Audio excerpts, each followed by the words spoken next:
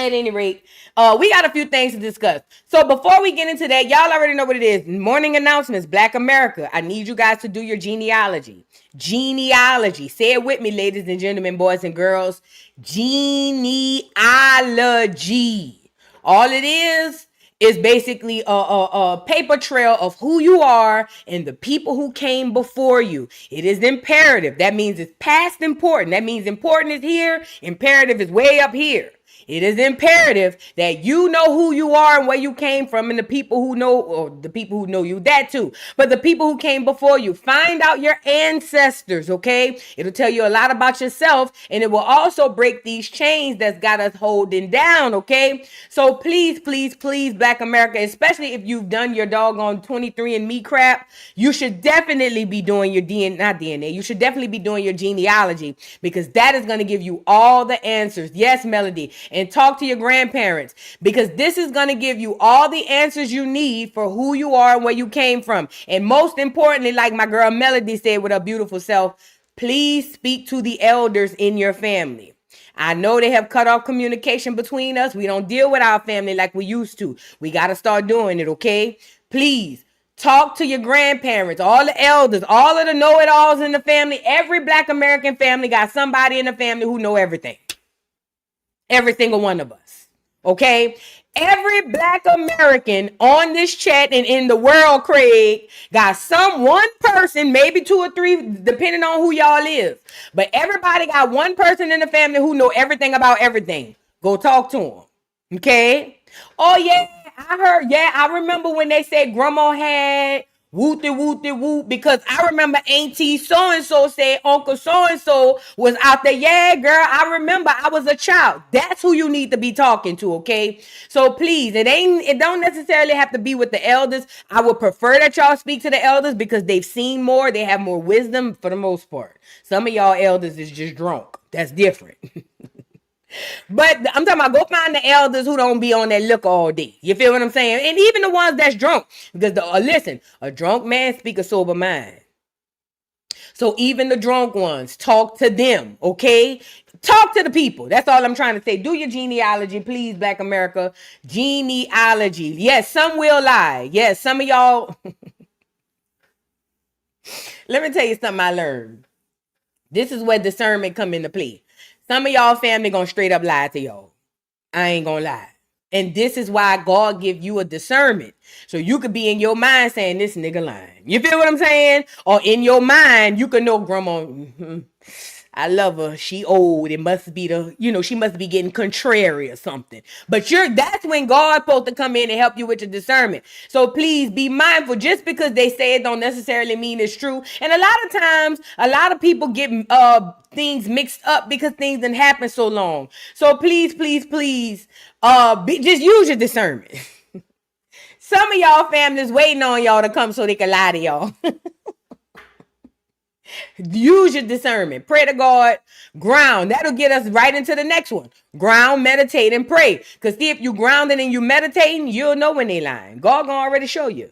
That's why you gotta ground, meditate, and pray before you get around there talking to some of y'all families. But anyways, do your genealogy, Black America. On top of that, Babe is the new wave. I got on one of the newer, this ain't a new one, this one that's been on here. But I am wearing another hat. This is another Babe gear, Babe hat. It's called Black Americans versus Everybody. Please, Black America, if you don't do nothing, go ahead on and hit that link down there if you want to support the doll and get you some Babe gear. We got a lot of things on there, and I'm adding some more stuff as much as I can, okay? So please, please, please. Now, what are we talking about today since we got the announcements out of the way? Y'all seen the thumbnail. You seen the thumbnail. Wait, before we get into the thumbnail, I would like to say this isn't a plug, but I went yesterday, back up. Yesterday, Sundays are my resting days. That's why y'all don't see me go live on Sundays no more. I try not to, at least, unless it's an emergency.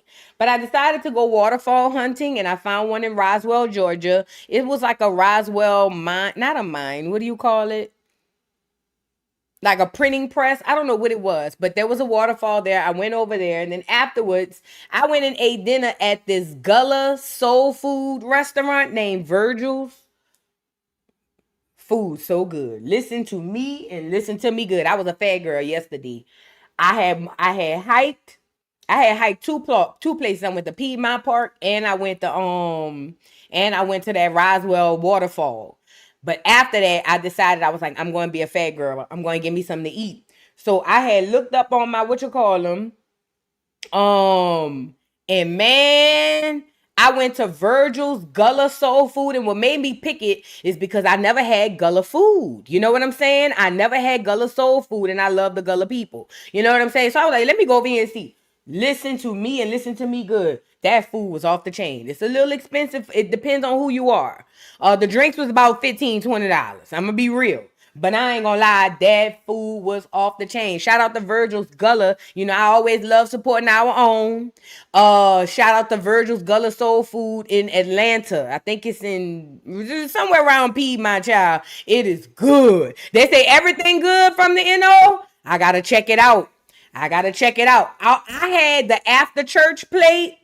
It was 4 wings, for the big old wings with the sauce on it. And it came with yams, greens, and macaroni and cheese. Ooh! I can't be up there eating like that. Because I'm watching my weight. But I ain't gonna lie. Last night I went up there. Virgil's. Y'all, yeah. Y'all, whoever y'all say y'all is, y'all them people. Shout out to Virgins. And again, I'm not doing no plug. Them people don't even know me. They ain't know who I was when I walked in there. I ain't do all of that. I went in and ate my food, tipped the waiter, and I left. You feel what I'm saying? However, that food was off the chain. They say there's another location on Main Street in College Park, the nice area. I'm gonna have to check it out. Thank you. I'm from the NO. That food was off the chain. Ooh, and them yams. I don't know what they did, because see, I make yams too, and I love to make mine candied, so I love to put marshmallows on the top. But they had some like a crust.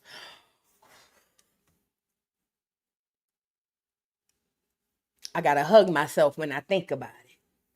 Their yams had this sweet crust on the top. Oh. And when I bit into it, because I y'all know I like to have a mix of food on my fork. So I had bit the chicken, and then I had put a little mac and cheese, a little yams, and a little greens on at the same time so I could chew it all. Let's move on, because this is why I'm battling with my weight now. Let's move on. That food was good. Woo, girl, that food was off the chain. Let's move on. Nothing beats soul food. Do you hear me? You know why nothing beats soul food? Because it come from the heart. Because soul come from God. I keep telling y'all. You remember in the 70s was this whole thing about who got soul and how white people don't have soul. You know, believe it or not, other melanated groups don't have soul. The only people who got soul is us. This is why soul food is only great when it comes from us. Because we have the direct connection to God. I'm telling you, man, nothing beats soul food, because the soul has to be there in order for it to be real soul food. All of that stuff. Remember we spoke about it the other day where we had the Africans trying to make jollof and oxtails and all that crap soul food. There's only one group of people that could create soul food, and I'm telling you now. Yeah, that food got a connection to God. I know it's bad for us, but I don't think it's bad for us. I think when we eat in excess, it's bad for us. Meaning, we ain't supposed to pile our plates. Y'all know how we do. Stop acting crazy. Y'all already know how we do.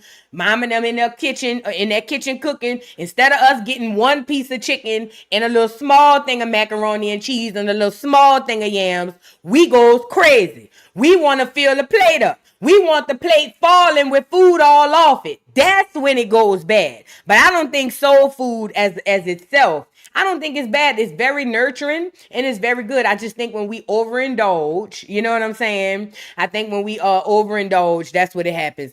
Zaria says soul food came from Africa. LOL. We have another, person in the chat. Africa don't even come from Africa. So how can soul food come from Africa? Anyways, these Africans who have so much without Black Americans somehow have nothing when you take Black America out the picture. I'm sorry, it's just crazy. But anyway, soul food was amazing. The food was great. Y'all check out Virgins if y'all ever in Atlanta, okay? Now, let's get into why we're here. Oh, we said that. Did we talk about? No, we haven't gotten to why we're here. You've seen the thumbnail. Young Pharaoh. If any of y'all know Young Pharaoh from the past, Young Pharaoh is one of the most intelligent black conscious thought leaders that we had, okay? And then Young Pharaoh got caught up in the money. He did. I was there. He got caught up in the money when he was about to get that interview over there on Fox News with Trump and all of that stuff. He got caught up with the money. Then all of a sudden he came back like he was thrown off, okay? I told y'all he was gone. I don't think that Young Pharaoh's ever coming back. At least the Young Pharaoh that we used to know. I don't think that he's ever coming back. Ultimately, the more he comes online, and he's physically here. When I say I don't think he's ever coming back, I mean his mind. So now when you see him online, sometimes you might see him talking a little consciousness, but for the most part, he's doing craziness. Now, Young Pharaoh, who used to be a man, now he's out here with full sets of nails on, like mine, except he has what he got, leopard print. Okay, so we're going to discuss Young Pharaoh, what has happened to Young Pharaoh and why he came online. No, I didn't see the video of him twerking. Send it to my email, please. Please send it to my email. Let me tell y'all something. When you talk about spiritual warfare, Young Pharaoh is a walking example of someone who fought spiritual warfare and lost. Okay, I'm telling you, it's literally about giving them that in, and that in for Young Pharaoh was money. He fell in love with money. He did. And that was how they got him. So we're going to get into Young Pharaoh. We also need to get into Khaotic. My little cousin, Khaotic, bruh. He got arrested for sexual battery, and they say Phaedra Parks is his attorney. Oh, Lord, he going to jail. I don't know what done happened, but we're going to get into that. Also, did you guys know they're starting in New Orleans? So in New Orleans, they're starting to where when you call 911, it ain't going to be a person on the line. It's going to be AI. So now AI are taking over as the 911 operators. Now, they are starting this in New Orleans. Why New Orleans? I don't know, because that's where the most crime happens. Maybe that's why they started in New Orleans, because maybe they want to see how many niggas going to get killed using AI. I don't know.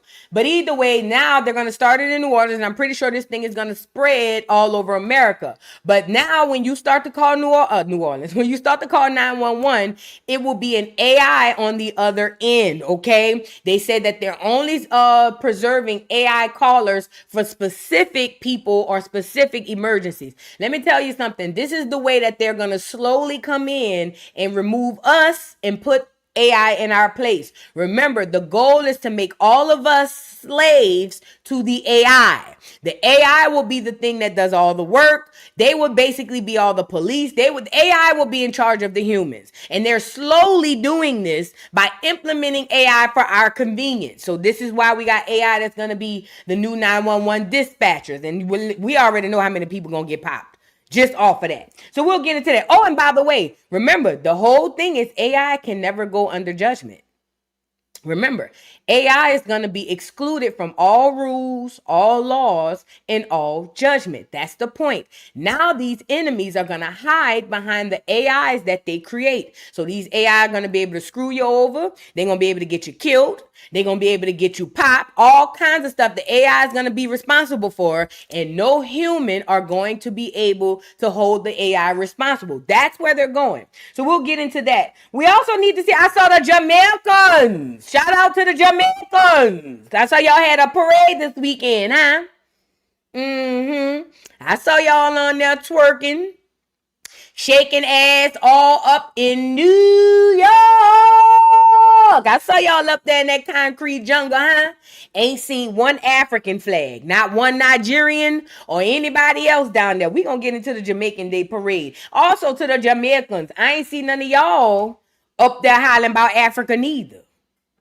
It was all green and black and whatever the color of the flag is, green, black, and yellow. I ain't see Africa nowhere around the Jamaican Day Parade. What done happened? Where did all the Africans go for the Jamaican Day Parade? We gonna get into it. Also, we need to get into Samuel L. Jackson discuss Get Out, the movie, and how it would have been so much more impactful if a Black American played the character or the main character, which is where the British actor played. And then we're gonna also get into the Boule and how the Boule works.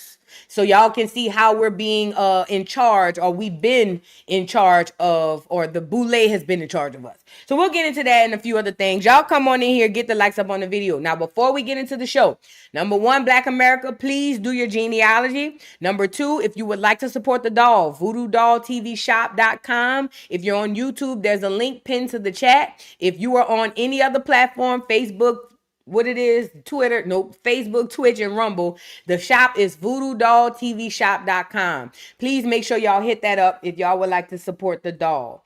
And also the last announcement, we will be live probably about 6:30 sham.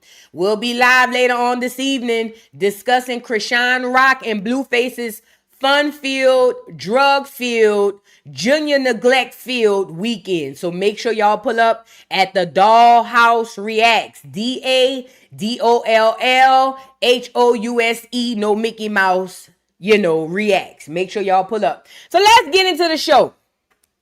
Let's get into the show. I got a couple of honorable mentions. Y'all already know what it is. And I hope, like I said, y'all had a good weekend. I had a wonderful weekend. Y'all, please get outside. Y'all got to start going outside, bro. Y'all got to start going outside. Get outside and yeah, it's going to help you, fat.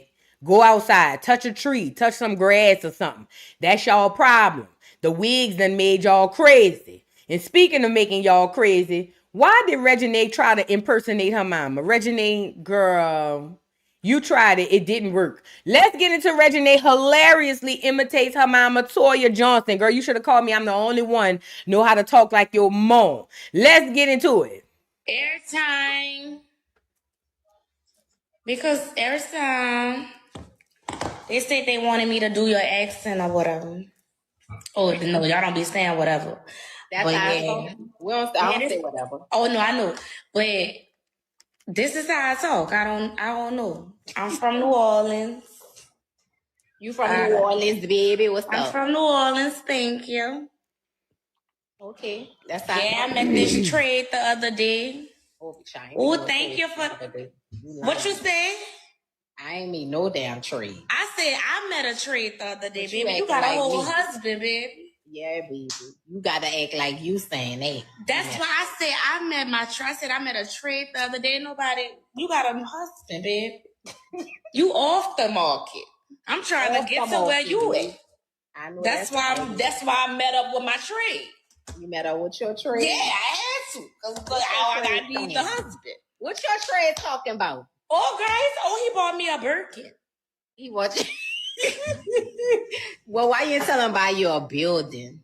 Nah. Girl, he bought me a Birkin and I told him bring it back. I don't like it. And he gonna say, well, babe, what you want? And what you say, girl? I said, I want the world. What you talking about, girl? I told him I want the world, girl.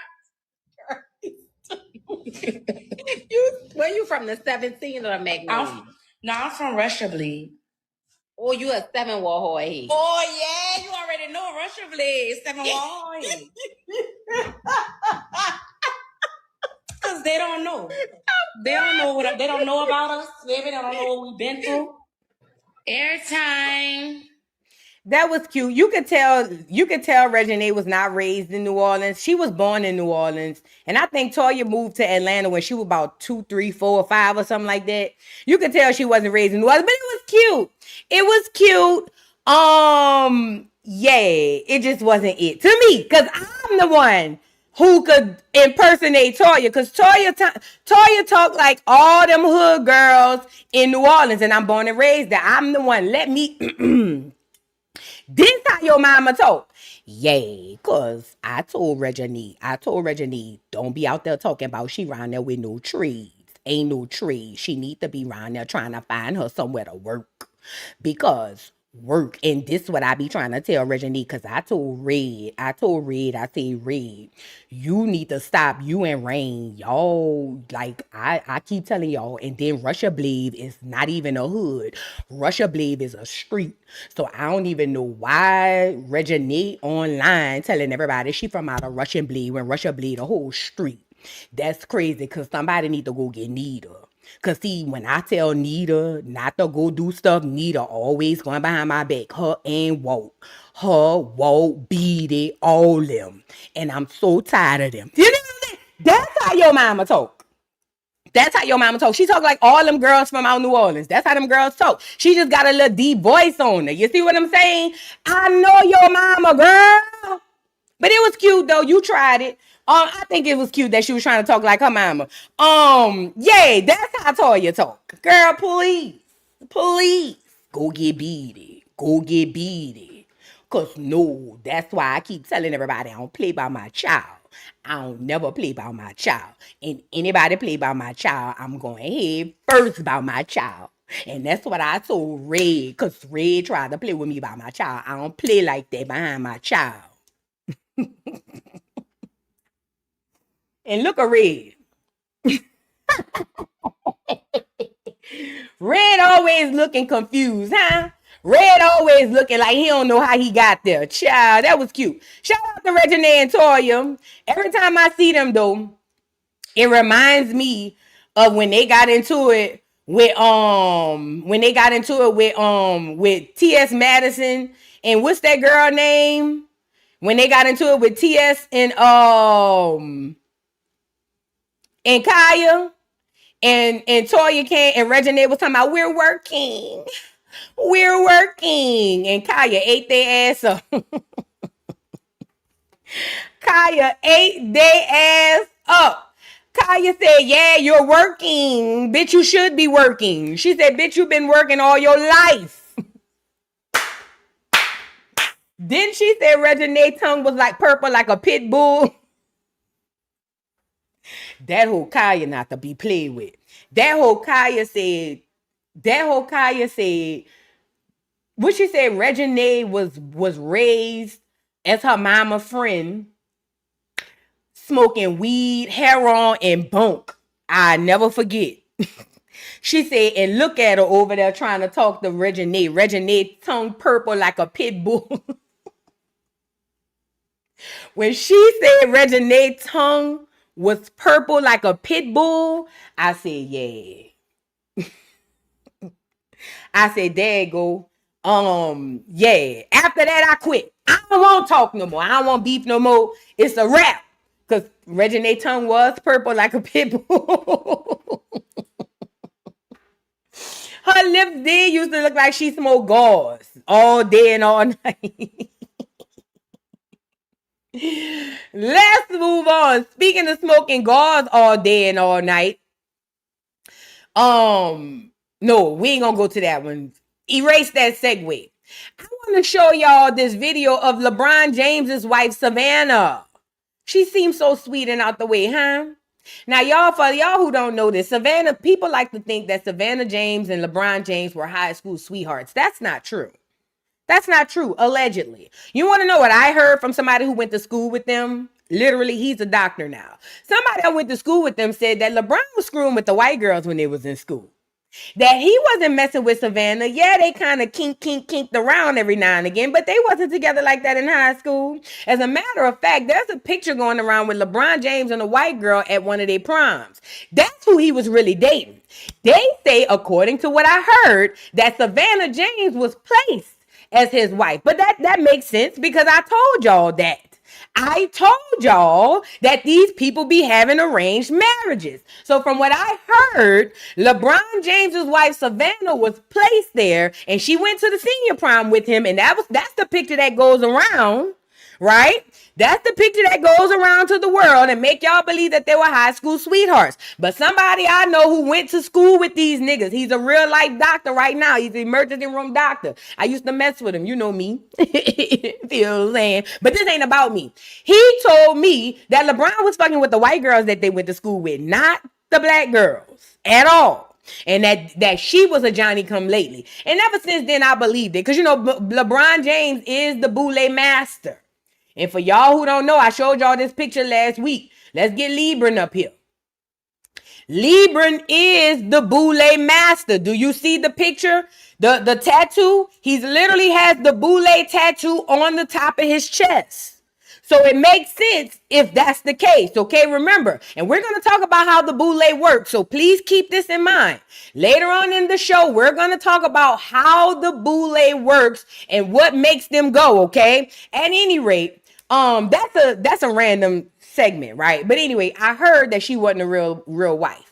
But outside of that, because that has nothing to do with what we're talking about, her and her best friend went into a store somewhere. They were talking about shopping, and Savannah James said that she hates shopping. And she says that she hates shopping because she goes into stores and oftentimes people treat her like crap. Probably because Savannah's just a regular girl. She looks like a regular girl like I would. You know what I'm saying? If I was rich. You know what I'm saying? I wouldn't be out here in Louis Vuitton and all that, bitch. I'm outside in my Walmart. I'm outside working in this field. You feel what I'm saying? So anyways, she says she don't like going into stores because how badly she's treated. And her friend was like, not me. The friend basically said, if anybody treats me bad going into a store, your ass is getting fired. And I'm somewhere in between the middle because depending on the day your ass will get, I ain't gonna lie, I probably ain't never got nobody fired from being nasty. I don't know. It's just not, it's not in me. At any rate, the friend gets to speaking about her experience and how she's gotten people fired for being racist and things of that nature.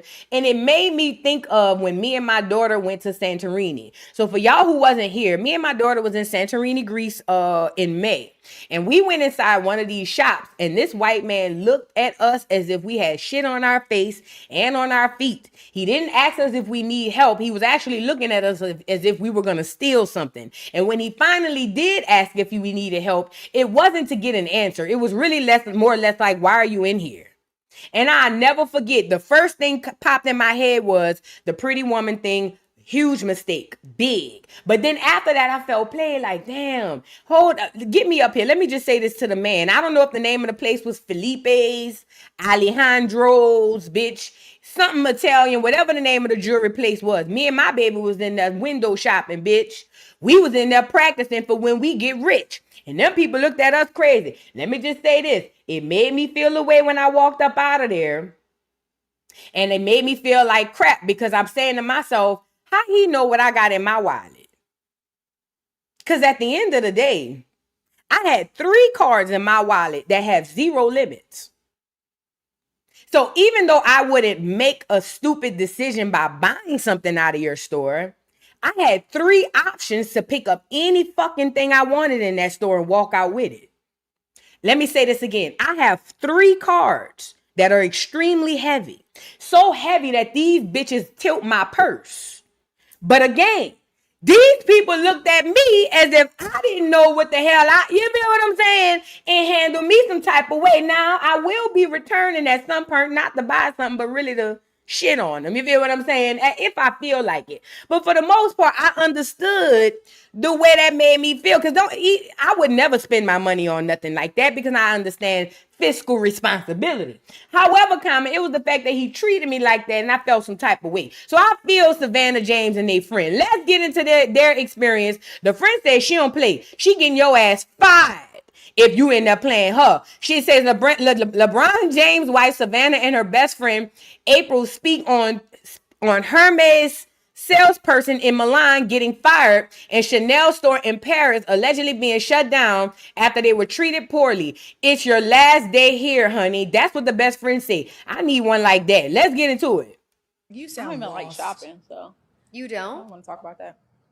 But you were such a fashion girly. But I have the luxury of everything, you know. Yeah, got you. Going we and never like talk about shopping. Yeah. Only thing we talk about is going. appointment. No, only thing we talk about is going around the world, Yes. getting Hermes appointments. Yes. So I be setting them up. But that's Which like is traveling. What we Yes. be hustling. Travel. One Yes, time we yes, went to yes. Milan, they treated us like shit. They closed down that whole motherfucking store. They I did. said, "Oh, they What? did. We had and an fired appointment. the lady." I said, "We'll Yeah. be back for you. I'll be right back." We had The an two of appointment you? and they tried to act like it was I said, "Baby, you caught the wrong one today. She's very nice. Not I. We'll be back here. The whole store's closing down. We're bringing out Crocs and everything. You want some smoke? You done caught one. Like, Yeah. I am crazy like that. Like I like that kind of that crazy. is what it is like. I said, "Oh, Yes. I Did said, they fix it? fix Oh, it? yeah. What? We was in the private room Oh, with yeah. champagne and Caviar. macaroons. We was up in there doing it. I said, how many bags you got? 10? Yeah. Okay, we'll They take brought out business in a-" everything. I said, I take bathing suits. I'm buying silverware. I was living my best life. But she had one more time to be, okay, no problem. Headquarters in New York. Watch Yeah, what not happens. the two of you. Savannah is, Yeah, I just move and I around don't the even be world. using no names. Yeah. I'm just very resourceful. Like, I don't use any names. Yep. But it's your last day here, honey. Crazy. It's giving my, it's giving. You have everybody laughing. I love this Yeah, story. Yeah. Giving what? I'm confused. That's so good. Okay. Chanel too. Remember that in Paris? That was crazy. What is wrong with everybody? It was crazy. It was crazy. And you know how much of a reverse psychology this is?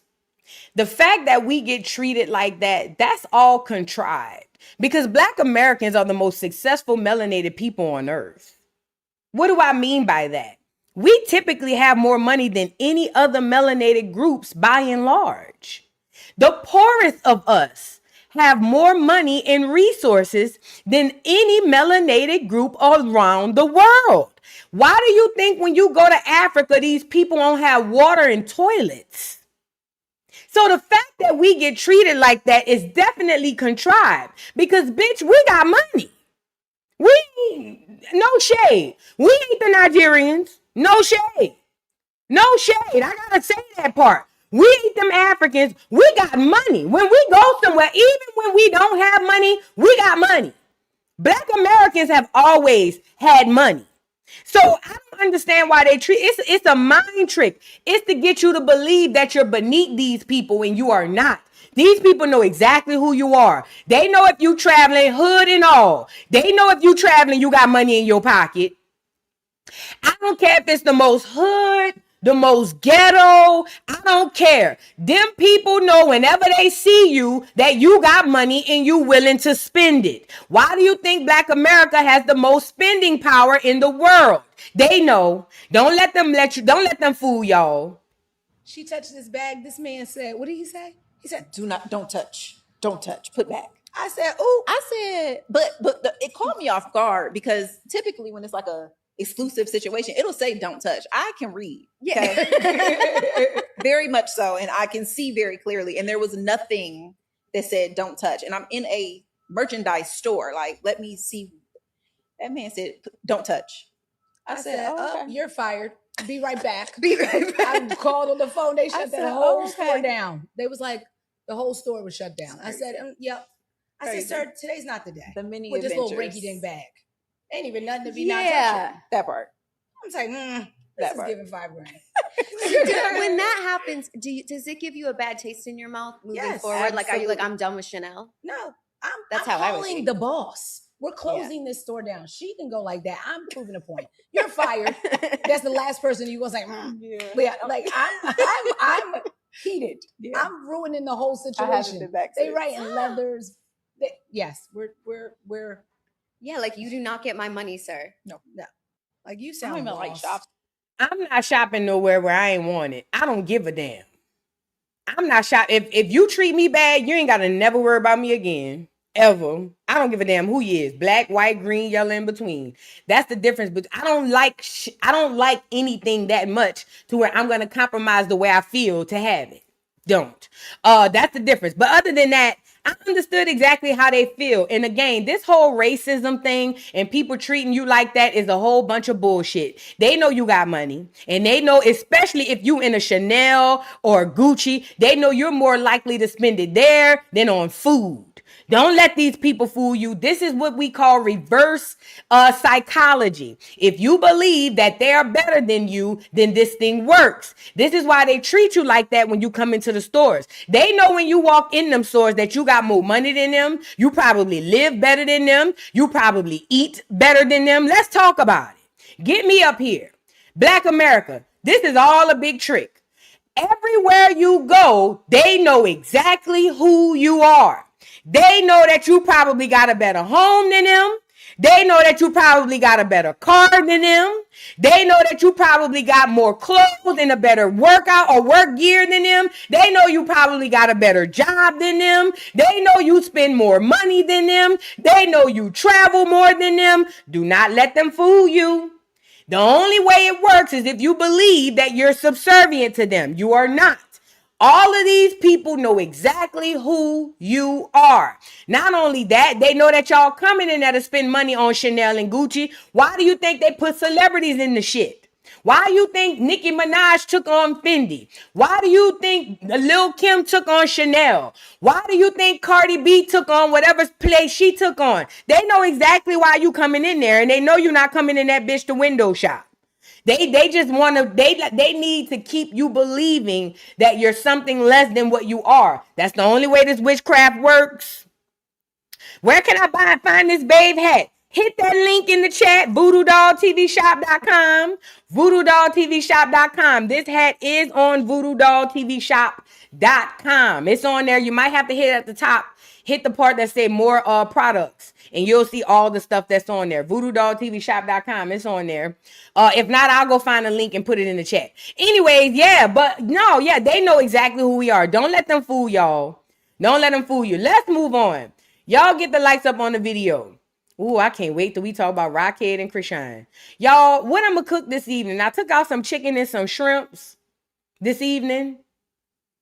I feel like this evening I'm going to make some chicken shrimp tacos or something. I don't know. I be trying to eat more chicken and shrimps, or really more seafood or fish, because it's lighter during the week. And especially I ate bad last night. I cannot. I cannot. Y'all drop some suggestions. What I'm going to cook is Monday.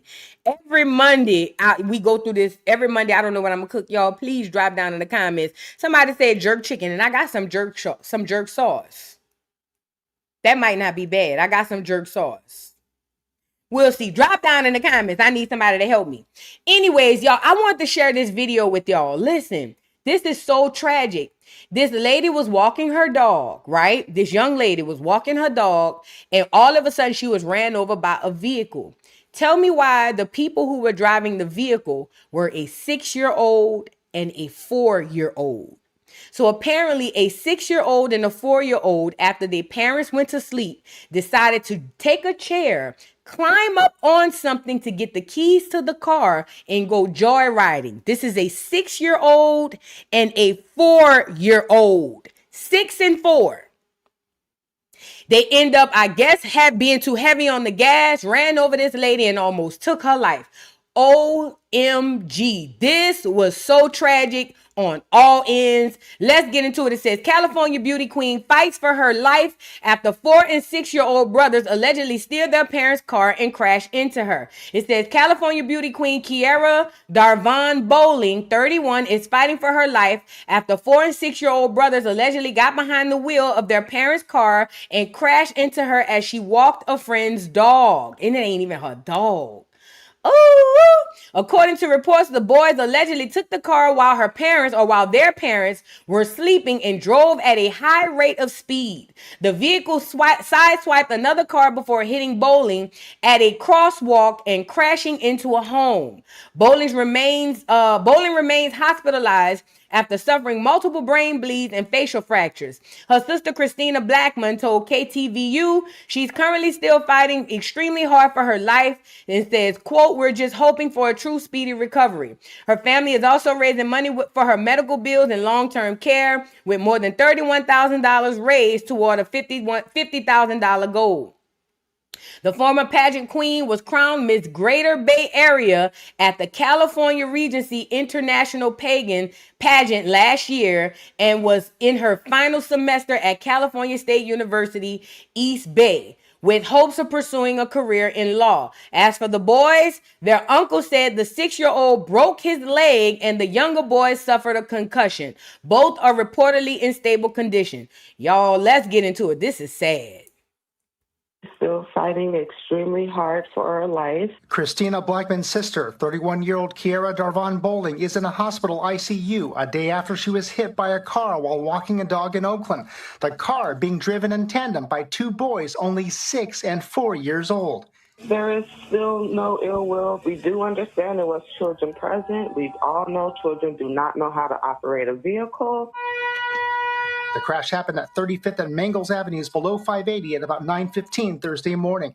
I've learned from a source close to the boy's family as the parents were sleeping. The 6-year-old apparently found the keys to the family's Toyota Camry in his dad's pockets and woke up his 4-year-old brother. The older boy then used a chair from the kitchen to unlatch the front door. The siblings then got into the car, which their dad uses as an Uber driver. Surveillance video obtained by KTVU shows what happened moments later. You can see the victim stepping off the curb, and then seconds later, the two boys in the white Camry sideswipe a red car going in the opposite direction, sending the Camry straight into the victim off camera. Her sister tells me her injuries are serious. She is currently suffering from multiple brain bleeds and facial fractures, and we're just hoping for a true speedy recovery for her. This photo shows the victim with Grizzly, a friend's emotional support animal that she'd been taking for a walk that morning. The dog was hurt in the crash, ran off, but was later found and taken to a vet. Good morning, everybody. My name is Kiara Darvan, and The victim was named Ms. Greater Bay Area at the California Regency International Pageant last year. She's in her last semester at Cal State East Bay in Hayward and had completed an online pre-law program with Harvard Law School. I don't hold any animosity. I also spoke to the victim's aunt. While she isn't upset at the kids, she is frustrated with their parents. When you have young children, you should always be present because young children are going to try anything and everything. What they see you do, they're going to try. Criminal law in California does not believe that children under 12 are capable of forming criminal intent. KTVU legal analyst Michael Cardoza says although the kids likely won't be charged with a crime, their parents could face legal scrutiny. With an eye toward bringing criminal charges against them for child neglect. The parents will be held liable civilly for this. Currently still fighting extremely hard for her life. Christina Blackman's sister, 31-year-old Kiara Darvan Bowling, is in a hospital ICU a day after she was hit by a car while walking a dog in Oakland. The car being driven in tandem by two boys only 6 and 4 years old. There is still no ill will. We do understand there was children present. We all know children do not know how to operate a vehicle. Did it start over? The crash happened at 35th. Yeah, it started over. Y'all, this was sad. First of all, prayers up for the young lady. That wasn't even her dog. She was taking her friend's dog for a walk. Talk about fate in a bad way. Because she wasn't even supposed to be at the corner because she wasn't even supposed to be walking the dog. She volunteered to walk a dog for a friend and end up getting ran over by a 4 and a 6-year-old. And I'm going to be honest. I kind of fell in between. I didn't know how to feel about it. You know why? And it's probably because I'm thinking about my own personal stuff. I know, for instance, my little brother, right? For a while, he used to let his children, when he was having his children, him and his old lady used to get high as the cost of living, and they'll be in there sleep all day while them children was in there raising themselves. So in my mind, I was thinking to myself, could it be one of them situations where the parents ain't watching these children and these children is running the streets? And then I thought to myself, or it could be a situation where the parents are just hardworking people and nobody in their right mind thinks a 4 and a 6-year-old would steal a car. I don't know. I don't know where to feel about it. It could be either or, because it genuinely could have been something where the parents were just sleeping hard, not thinking. I think at worst, you would think your 4 and 6-year-old might get out. But nobody thinks they're going to steal a car. Like, nobody. I don't think anybody in this chat, if we would have picked or had a poll on what we could have thought happened when the parents went to sleep, I don't think any of us would say they would steal a car and be able to drive it. I don't think anybody would say that. So I don't know. It could be a situation where it could be innocent. The parents were just sleeping and these children and got a hold of this car. I don't know. Or it could be a situation for neglect. Either way, civilly, the parents are going to be held accountable for it. Yeah. But I ain't gonna lie. The first option popped in my head. They in there letting them churn raise themselves. That ain't gonna lie. That's the first thing. First thing popped in my head. Them children being that bitch raising themselves every day. I ain't gonna lie. That's the first thing popped in my head. Them churn been still in the car. No, I'm not even, it's not funny, but you know what I mean? Does that make sense? Seriously, like this ain't their first joyride. And the mom and them know about it. They been know them churn was bad. Part of me feel like that's a part two, but again, the truth lies somewhere in the middle, maybe. I don't know. Let's move on, Lord. One more thing, and then we're going to get into the topics. Did y'all see the video of this dude that went viral telling male teachers not to sleep with the students because they're going to get in trouble? So this dude goes viral. I remember I saw it, and I just kind of scrolled past it because I was like, this is some ignorant shit.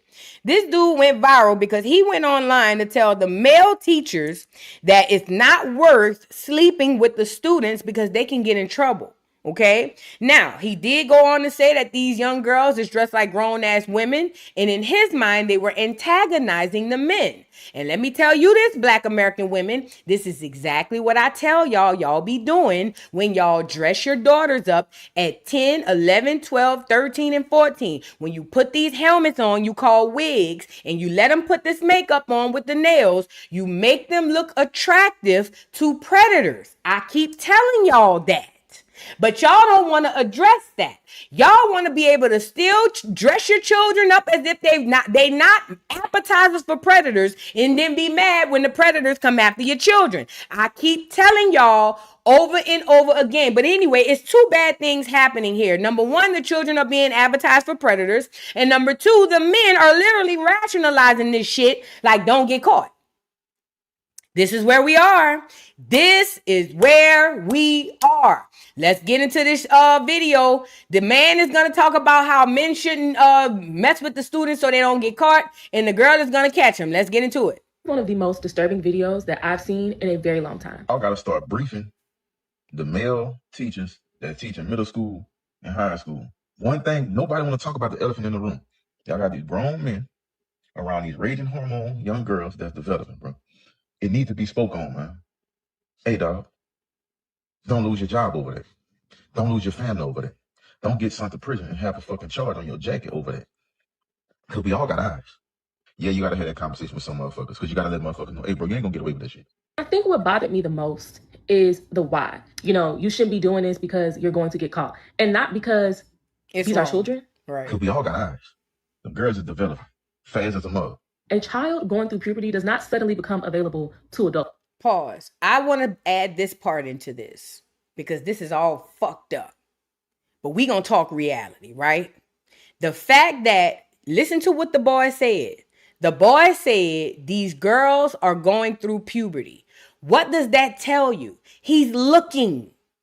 All y'all with these teenage daughters and y'all go get with these niggas, I'm talking to y'all specifically.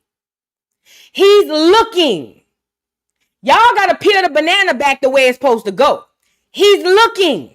These young girls, their hormones raging, they developing early. He's already looking. And then here you go, as the mama, put the helmet on her, the makeup on her, and the nails. Now what you think it's doing to the man? Again, this is not to take away from the man. We're talking about accountability here. We're talking about it because the predators exist. What we can't do is act like predators don't exist, and that way we get to be degenerate all our lives. That don't go like that.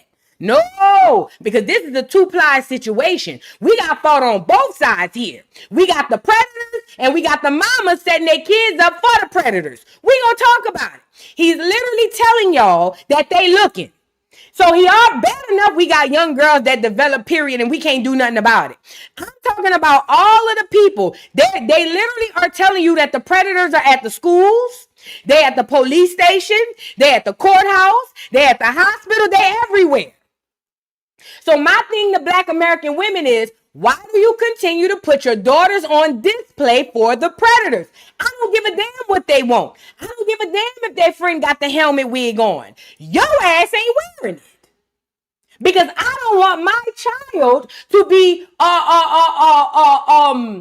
bait for predators. That's just me. Everybody different. But I know some of you hoes is so stupid. Yeah, I gotta say that part.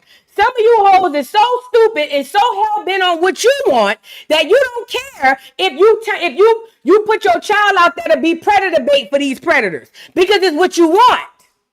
I see why these niggas be having so much issues with some women. Let's get back into it.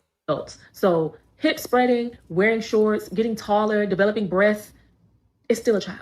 And another thing that makes me sick is that a lot of these grown men try to assign adult sexuality to children's bodies. You cannot determine a child's sexual history or even a woman's sexual history by simply looking at their body or their clothing. It needs to be briefings early on. It needs to be seminars held specifically for targeting men, telling them why you shouldn't try to indulge in a high school student. And even if a child... Or you should be talking to a grown-ass man and asking him, why is he attracted to a student? Because that's a child. See, Black American women, pay attention. Because not all men speak like this, but there are a large number of them that do. These are the conversations that they be having down at the barbershop. You know why they don't want you in there to listen? Because they don't want you to misconstrue what they misconstruing. Okay? Instead of saying, you know that they're students, why not say they're students? What is wrong in your head that makes you attracted to a child? That should be the conversation happening on the other side, but it's not. Again, the predators exist. We cannot get on here and say, I should be able to do whatever I want and the predator shouldn't exist. I get it, but it's not the case. Predators exist. So again, why are we putting our daughters on display for these predators? Listen to what he's saying. He's telling you that instead of them saying it's wrong to like a child, he's going to tell the man you're going to get caught. So to the women, we want to be proactive. Why wouldn't we make sure our children aren't predator bait? Instead of dressing them up like the clowns that they look like, because most of these little girls look like clowns, let's call it. Instead of dressing them up like the clowns that they look like to be predator bait for these predators, why not make them be little girls and say, hey, if you want to be 18 and grown and get out my house and put the wigs on, fine. Do that then. Why not make sure we protect our children by not turning them into predator bait? Yeah, let's get back into it. Was to have a crush on a teacher, the responsibility still falls on the adult to report inappropriate behavior. There should never be a she came on to me defense. Really listen to how that sounds. A male educator needs advice on how to resist a student. Because we all got eyes. This also made me think about some of the things that I heard growing up differently. I used to be so aggravated when my mom would tell me, oh, put on some clothes. Take them shorts off. You're not about to be walking around no grown men like this. And I'm like, it's the summer. It's hot outside. Or it's just shorts. Like, what's the issue? The issue wasn't me. The issue is that there are grown men out there who will sexualize a child just because you're showing skin. But there you go. Thank you. Thank you. Thank you. Now, let me elaborate just a second on this. There are some women who are jealous of their daughters, and they'll tell them to put clothes on because they feel some type of way. I'm not talking about them. There are some mamas who understand that predators exist, and I don't want to turn my child into predator bait. So when they see, especially around certain men, they'll say, you need to put some clothes on. You need to go put on something other, because they understand that that right there is a predator, and I don't want you to be predator bait to the predator. So instead of putting you on display for the predator, I'm going to tell you, put some more clothes on. There's a large number of women who came from that angle because they understood the predator existed. Now, why is this important today? Today's time, we want to act like the predator don't exist until he does. And then when he does, we don't want to take no accountability for our part in giving our children and sometimes ourselves to these predators. Now, I'm not saying that we shouldn't be able to dress how they want, and I'm not saying that it gives them a pass to do what they want. What I'm saying is there's responsibility on all sides here. And we know that they're predators, yet and still we turn our children into predator bait. And y'all call it fashion because everybody on TikTok is doing it. But I can tell who mamas is followers by their children. Because ain't no way my child will be able to come home to me and tell me they want to do something because somebody else is doing it. The way my windmill would have started going, it would have went crazy. Because I know I ain't raising no followers. I know you ain't come to me telling me you want to do something just off the strength of somebody else doing it. I know you fucking lying to me, and my child will come on here and tell you I don't play like that. That's the easiest way to get dismissed. Soon as you say, cause so and so, I'm out of here. You already lost me. I stopped hearing. My ears don't work no more. The predators exist. Don't turn your children into predator bait. Reality is, girls should never have to carry that burden. A developing girl should not be responsible for a grown man's thoughts. Don't lose your job over that. Don't lose your family over that. Don't get sent to prison and have a fucking charge on your jacket over that. But this is exactly why a lot of parents are cautious about the adults that they allow around their children, because a lot of times these predators don't look predatory. It could look like your teacher. It could look like your coach. It could look like your youth pastor. It can look like... Because they are the teachers. They are the coach. They are the pastors. I keep telling y'all dads. Y'all think the predator is the weird nigga on the corner. No. He the police officer. He the judge. He the doctor. He the teacher. He the mayor. I tell y'all that every day. Like your uncle. But it needs to be seminars held targeting men, telling them why you shouldn't try to indulge in a high school student. This is such a tired conversation, and I really hate that we still have to have it in 2026. But I don't know, neighbors. What are y'all thoughts? Comment below. This is one of the most disturbing videos that I've... Listen, my cut on it is this. I just think that it has to be a collective effort. If we want to stop our children from being predator bait and being attacked and targeted by these weird ass men, I think that it is a collective effort. We have to play our part, and we also have to make sure that they play their part, okay? And our part is proactiveness. We don't need to be reactive. Reactive means we wait for something to happen and then we react. No. We want to be proactive. We want to do things in preparation prior to. We want to make sure defenses are up prior to. Number one, we don't want to be around predators. And number two, we don't know who the predators are. So let's just be safe, more safe than sorry. How about if you're in 6th, 7th, or 8th grade, you don't need a wig. You don't need nails. My mama didn't let me wear nails in 6th, 7th, and 8th grade. You don't need a face full of makeup. You don't. Hell, 9th grade, you don't need that shit. From where I grew up, you had to be 16, 17 before you started dating and doing all kinds of shit. Y'all got the 8, 9, and 10-year-olds in kindergartens doing it now. And again, you want to be able to do what you want to do and then get mad because predators exist. That don't go like that. This man was disgusting, but his mindset is not one off. His mindset is the mindset of a lot of men. And this the conversations they have on their own. Hey, bruh, I seen, I ain't gonna lie. That high school girl, she was bad. I ain't gonna lie. What grade she in? 9th grade. I ain't gonna lie, that bitch bad. She badder than a motherfucker. You know, her mama used to be bad. They got men literally sitting around somewhere right now plotting on children. Right now. And because we want to do whatever we want to do, we don't want to accept the fact that they exist. And this is how we turn our children into victims. We're not going to do that no more. They exist. Let's move on. I keep telling y'all, the real enemy, the true enemy is not the people that it's the people you least expect. Let's just go with that. That's the enemy. The people you least expect, okay? Now I want to get into 911 being the new AI or AI being the new 911. So apparently in New Orleans, y'all get the likes of, wait, let me read a couple of super chats, make sure I ain't missing nobody. And shout out to everybody in the building. Shout out to everybody sending the jewels. Y'all been rolling these bitches out. Shout out to y'all. If you're new to the channel, please like the video and subscribe. We do this Monday through Friday. This is the Morning Joce. I'm here to help y'all through y'all work day. How do you say your name? Cedric? Is that how you say your name? Hold on, I can't see. C-Jack? Thank you so much, handsome. Oh, you handsome. I like you in your suit. All right now. All right. You like you got a job. Thank you, C-Jack. He says LeBron can't retire unless he sacrifices his son.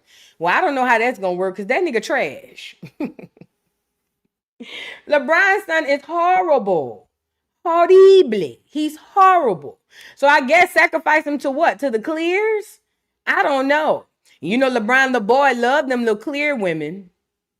He get it from his daddy. He get it from his daddy. See, behind the scenes, y'all don't be knowing what's really going on. CC Spirits, thank you for the super chat. Says, my late aunt used to say, a hard peen doesn't know age. There it go. And she was absolutely right. Not only do it know age, it don't know no age, it don't know no face, it don't know no race or heart. Man, listen. What's that song Kevin Gates got? Got money, retarded. Don't want her if she don't clap when she walking. Ain't too pretty in the face, but she's super thick. I'm just thinking with my dick. And what's the next part? My shit dumb. Okay. Niggas tell y'all every day what it is. Even Kevin Gates said my shit dumb. Okay. They don't have no face, no age, no race, no nothing. I'm telling you. Your grandma was absolutely right. Thank you, CC. Thank you. I appreciate you. Let's get into Atlanta, New Orleans, child. Why did I say Atlanta? New Orleans in this 911 AI. So y'all already know AI is set to take over everything. If you don't know this, then welcome to the party. You're late. Welcome to the party. You're late. It is going to be the way the system and the way that powers that be wants the world to run is AI is going to be in charge of everything. They're going to be in charge of the jobs. They're going to be in charge of produce. They're going to be in charge of food. They're going to be in charge of everything. If you need a visual picture of this, go back and watch The Terminator. I think the second one. Yeah, go back and watch the second Terminator at the very beginning of the movie when the AI and the robots are in charge of everything and the humans are just there, like blah. That's exactly what they want. Now, they can't just drop that type of shit on our heads. They got to slow roll us in. And I told y'all, convenience is going to kill us all. What do I mean when I say convenience is going to kill us all, Voodoo? Well, I'll tell you. That means the enemy loves to offer the things that are going to be our detriment through convenience. So they'll say, hey, y'all, we want to offer you guys more space. So we're going to take away your SD cards and then we're going to charge you for space. But wait, I needed the space and I wanted to keep it myself. The enemy's like, no. This is for your convenience. And because people are ignorant and they just follow whatever they hear, they go with the move. So they continue to sell us our demise through our convenience. So why is this important? Right now, AI is taking over the 911 dispatch in New Orleans. Now, I'm pretty sure they're selling it to the New Orleanians that this is for convenience. Because anytime they have something for your convenience, just know that that convenience will eventually turn into your demise. Okay? So, now they want to offer, they are replacing human 911 operators in the city of New Orleans with AI. And why is this a problem? Number one, New Orleans crime rate is through the roof. Do you hear me? I'm pretty sure New Orleans ain't no different from any other black city amongst this world. It's crazy out there. And to literally put an AI in charge or in place of a human. You know what this reminds me of? Put a 1 in the chat if you've ever called the 800 number or called a company and then the thing come on for, if you would like for English, press 1. Si habla español, 1, 2.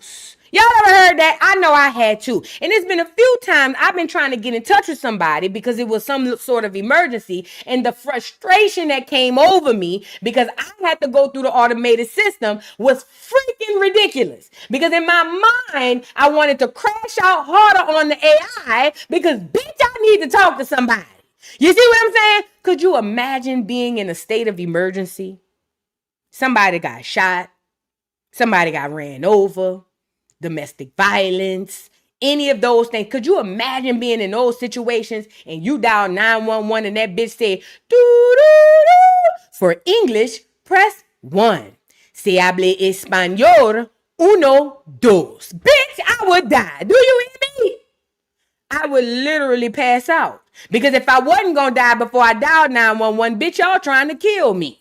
You see what I'm saying? It's giving me Soylent Green. It's giving y'all trying to find ways for us to off ourselves so that way you can feed us to each other. I don't know what the hell going on. At any rate, that's the new system that they're implementing, and it is starting in New Orleans. Notice I said starting. They always start one place, and then it spreads out all over, just like the slave codes in Virginia. It started there, and then it became the law of the land. That's going to be the same thing happening with AI. Let's get into it. It says, good idea. New Orleans becomes the first major U.S. city to use AI for 911 calls. The system will handle low priority or repeat calls to allow human call takers to focus on more urgent situations. They're basically firing a bunch of 911 operators. Oh, no, it's for convenience. A whole bunch of people about to be out their jobs. It says neighbors, New Orleans has become the first major U.S. city to use artificial intelligence to answer 911 calls through a system known as AI emergency call triage. The technology analyzes incoming calls and determines which emergencies, I know you lying, should be prioritized for human call takers while handling lower priority or repeat calls itself. So wait a minute. I told y'all the AI gonna be in charge. So the AI gets to decide what's important.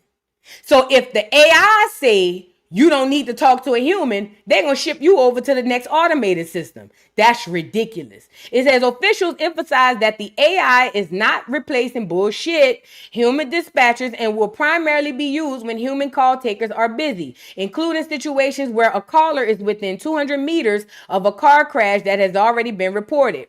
Some critics are concerned about what could happen when an AI system has to determine whether someone needs help immediately. A social media user who identifies as a first responder wrote, I was a 911 dispatcher for 11 years, and this is the worst idea you could possibly think of. They also raised concerns about callers who may have difficulty speaking or may be in dangerous situations where they cannot openly explain what is happening. Quote, you have scenarios where the person can't speak well or have strong accents, or if they're in a domestic situation and they pretend to call for pizza or something. You have to be able to determine how someone feels or pick up on what they aren't saying. You need a person. However, officials believe the system can work with proper human oversight. No, it can't. Would you feel comfortable having an AI answer your call? It don't matter because it's coming to a city near you. Let's get into the video. Staff for those occurrences of surges. It's impossible, both fiscally and practically. To help take on those surges while dealing with a staffing shortage, the district in 2022 began working with Carbine, an Israeli-based emergency communications technology company. That work resulted in the development of an agent powered by artificial intelligence to sort and prioritize calls about motor vehicle accidents. What we have the AI doing is looking to see if you're calling from within 200 meters of somewhere we know there's an accident already. With the AI handling your incoming call about the MVA, you get instant service. Here are some actual 911 calls answered by the AI. You have reached New Orleans 911. Are you calling about an accident at Elysian Fields AV 3Q04 Gentilly Boule? Yes. Please be assured we are aware of and responding to the situation. If you are involved, require further assistance, or have any additional information, please stay on the line. Otherwise, you can hang up now. Thank you. They're brief, and that's the point. Fasold says the AI triage system frees up the human call takers to handle more urgent situations. They're not going through all of the introductory information with you to find out that all you saw was two blue cars that were at that intersection and you think there's been an accident there. Instead, they're handling what they signed on for, the true emergency. You can't really staff for those occurrences of surges. It's impossible, both fiscally and practically. To help take on those surges while dealing with a staffing shortage, the district in 2022 began working with Carbine, an Israeli-based emergency communications technology company. That work resulted in the development of an agent powered by artificial intelligence to sort and prioritize calls about motor vehicle accidents. What we have the AI doing is looking to see if you're calling from within 200 meters of somewhere we know there's an accident already. With the AI handling your incoming call about the MVA, you get instant service. Here are some actual... Yeah, but there's so much fault there, because what if I'm near an accident, but I ain't calling about no accident? What if this nigga got a pistol to my head? You see what I'm saying? It's so much. Listen, the reason why AI replacing humans as a 911 operator would not work is because the amount of human error that happens on a day-to-day basis with humans. AI is only set for set things, meaning left, right, up, down, black, white, blue, green. AI is not equipped for gray areas, where humans live and reside more in gray areas than the black, white, left, right, up, down, blue, green.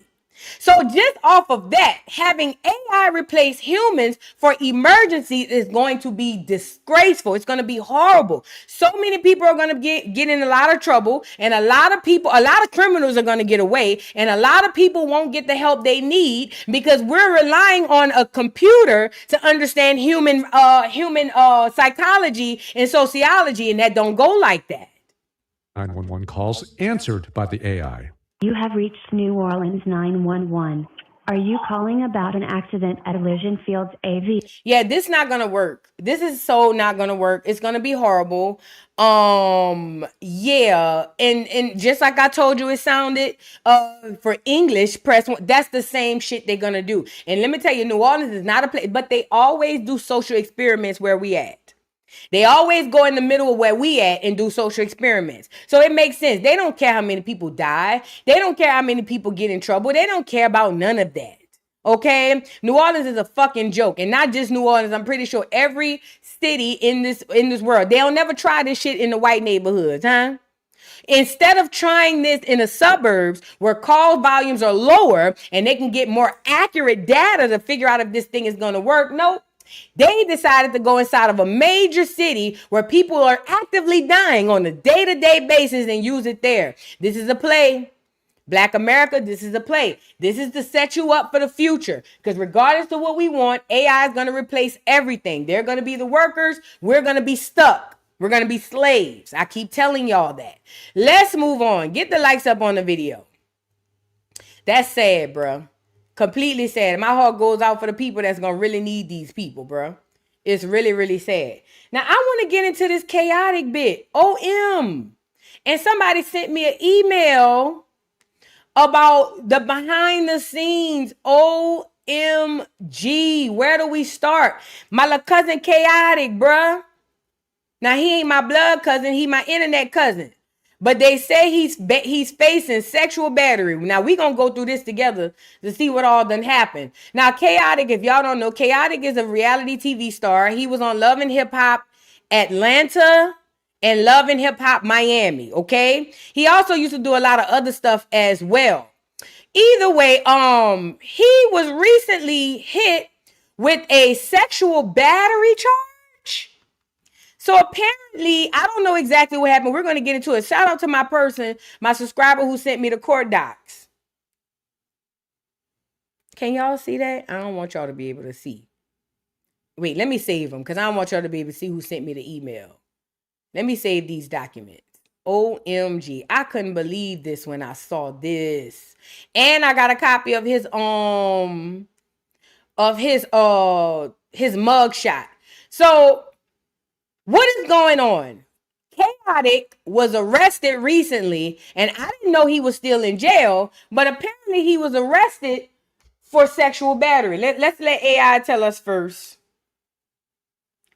What happened with... Wrong phone. I forgot that phone be doing that.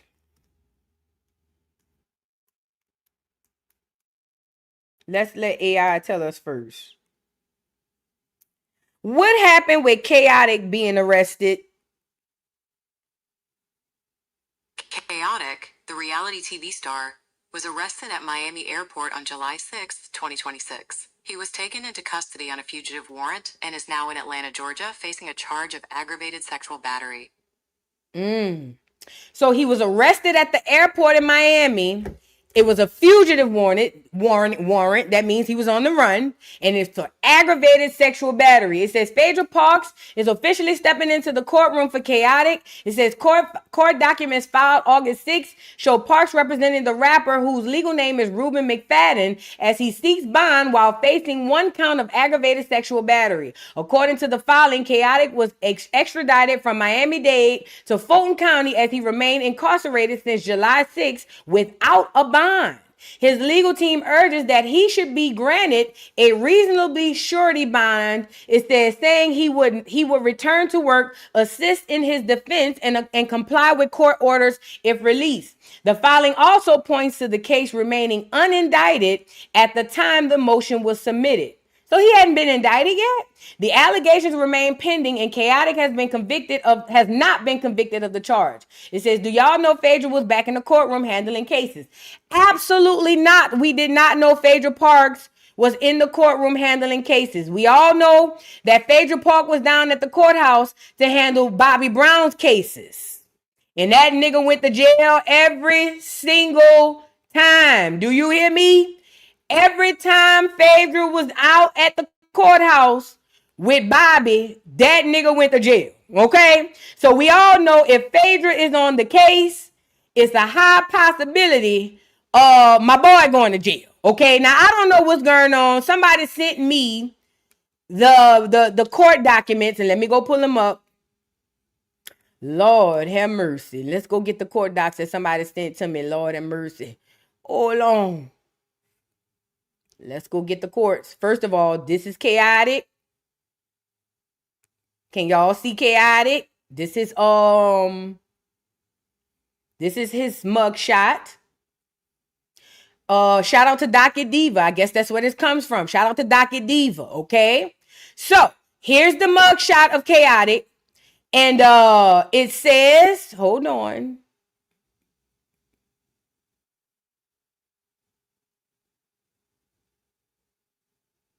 What in the world am I doing? All right, I was trying to show y'all the window. Oh, there it go. Hold on, y'all. My bad.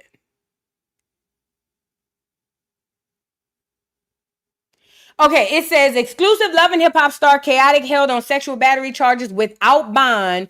Phaedra Parks retained as attorney. And then I went and got the documents. Hold on. Let me make sure I pull them all up before I roll these bitches out.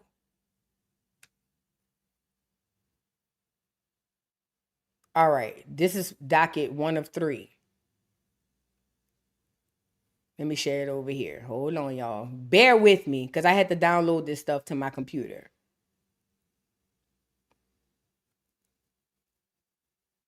All right, so docket number 1, or at least paperwork number 1. It says, can we make this bigger? Do we need to make it bigger? It says the state of Georgia versus Reuben McFadden, defendant. And it says, comes now the defendant Reuben McFadden,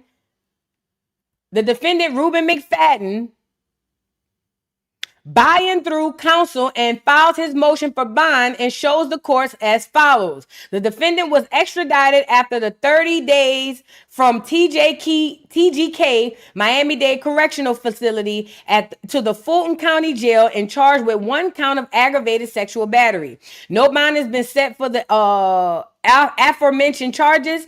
It says defendant has been incarcerated since July 6, 2026. Defendant shows he should be granted a surety bond in a reasonable amount to be set by the court, as he will be able to make bond, return to his employment, and aid counsel in preparing his defense to the charges and above styled case. Defendant showed that he's not now, nor has he ever been extradited, bail risk, or will not jeopardize the safety of the community if admitted to bail in the above styled manner. Hold on, we got another one. I got another the second page. Y'all get the likes up. Let me get to the second page. I gotta share it separately. My bad, y'all. Here you go. This the second page.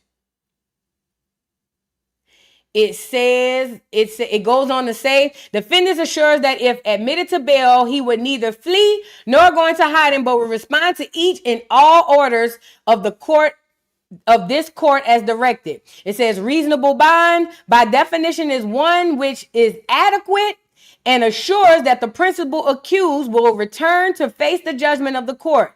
It says, but at the same time, one is with one which is attainably by the defendant. It says, in this case, the court's failure to set reasonable bond in light of the district attorney not indicting the case for the defendant has kept the defendant continuously incarcerated since the date of his arrest. Wherefore, defendant requests that a rule nisus be issued requiring the district attorney of the judicial court to show cause why the defendant motion for bond should be granted or should not be granted, and the court to exercise its reasonable discretion under OCGA 1761 and granted the relief requested. Now, I understand exactly what the attorneys are saying. They're saying that, okay, if y'all are holding him without a bond, you could at least indict him. Y'all haven't even indicted this boy yet, and still, here we are, y'all are saying that he can't get a bond, and it's not fair. They're saying if you let him go, he's a good guy, he'll actually do his work, and he'll come back and face his charges. That's what his what you call him is saying. What is aggravated sexual battery? I'm pretty sure it just means sexual battery on crack. What is aggravated sexual battery? Aggravated sexual battery is a serious felony, and it happens when non-consensual sexual contact involves things like weapons, severe harm, or if the victim is very young or helpless. Penalties vary by state, but they are severe, often including long prison sentences, fines, and lifetime sex offender registration. Khaotic.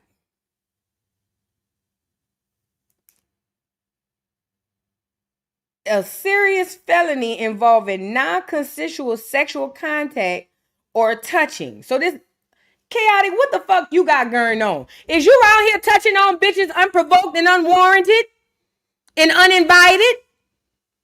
Because that's what sexual battery means. That means that Khaotic allegedly, according to the charges, allegedly he touched on somebody, messed with somebody, or did something without their doggone they permission. He didn't rape them, but he damn sure groped them or something like that. What the hell going on, Khaotic? You know, it's not a lot of information on this case. And if Phaedra is your attorney, your ass is going to prison. Now, if you really touch that girl, then that's where your ass belong. Little cousin or not, okay? If you really did violate somebody, then your ass and your big ass teats belong in prison. But if you didn't, and you went and hired Phaedra, your ass going down for it. I'm telling you now. This is bad, ladies and gentlemen. This is bad. Khaotic, I ain't never heard nothing negative about you until now. This is bad. Now we gonna see how it go. We gonna keep our ears to the streets, bruh. This look real bad for you, bruh. And the fact that you've been locked up, you know, Georgia is dirty. The fact that you've been locked up since July 6th and they won't even indict you, yet they won't give you a bond, that's crazy work. What did you do, Khaotic? We'll keep our ears to the streets, Khaotic, bruh. Aggravated sexual battery. We gonna keep our ears to the streets on that one, little nigga. Let's move on. Y'all get the likes up on the video. Who is the girl? Who is the... I need information. I want to know what happened. Then I'll be able to tell you if it really happened or not. What's going on? Speaking of what's going on, did y'all saw the Jamaicans had a Jamaica Day parade? Hold on.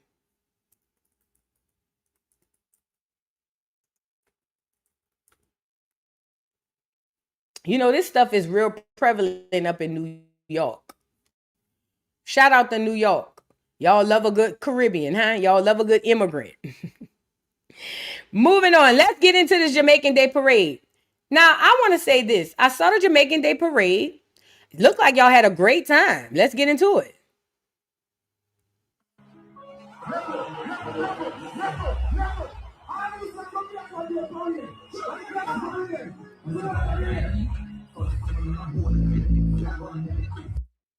Look at all them Jamaicans. Look at all them Jamaicans. They outside.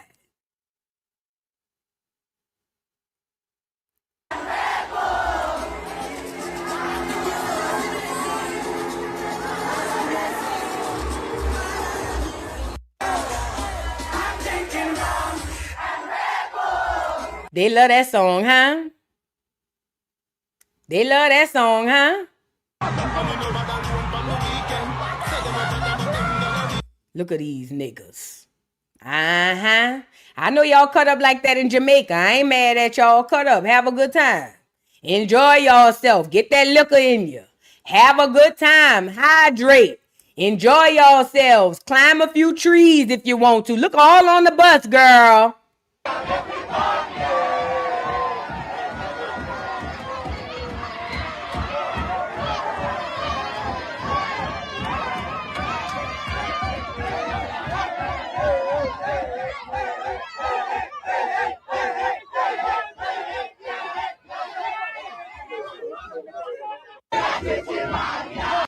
Oh, so look at this. They're trying to lock down every street. There's always a cracker. Oh, I can't wait till they go extinct. On my soul. I can't wait till white people go extinct. Is that bad? I don't care. I said it. I can't wait till y'all go extinct. Everywhere you turn, they always there. They always there. Like flies. They just always there. You know what I'm saying? I can't wait till they go extinct. I cannot wait till the day white people go extinct. It's going to be a lovely day. I can't wait. And then we're going to have to deal with them Africans. Lord have mercy. They won't let the Jamaicans into Prospect Park. Look at this. That's right. Look at down the block, man. They got an army of cops, all because they wouldn't let them have their festival, which had been properly advertised, over on Clawson and Eastern Parkway. Now they got a powder keg. And somebody got to take the rap for this, whether it's Jessica Tish, police departments, or Mandami. But this ain't right, man. They're coming through here like they're expecting a riot. Oh, so look at this. They're trying to lock down every street. They won't let the Jamaicans into Prospect. To the air. When the baseline come on, I want to. I would like to say personally, I think that it's dope that the Jamaicans had their doggone parade. I ain't know it was that many of y'all in New York, but it makes sense. You know what I'm saying? Shout out to y'all. Let me just say this to the Jamaicans. My biggest problem with the Jamaicans is y'all love and y'all have so much pride with y'all country until it's time to really stand on that. You know what I'm saying? That's my biggest problem with the Jamaicans in America. You niggas want to be able to say I'm Jamaican and I'm different, but then you also want to be able to say because we all black, you can't delineate. That's my biggest problem with y'all. I think that the pride that y'all have is dope.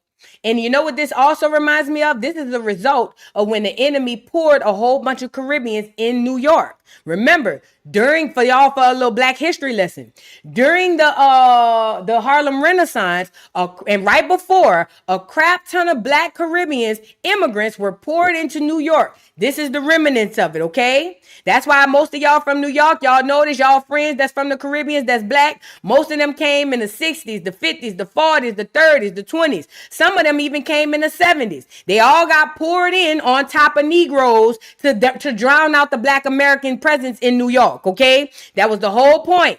It was to get us to go away and turn New York into one big immigrant station. Remember, most of the immigrants come through New York.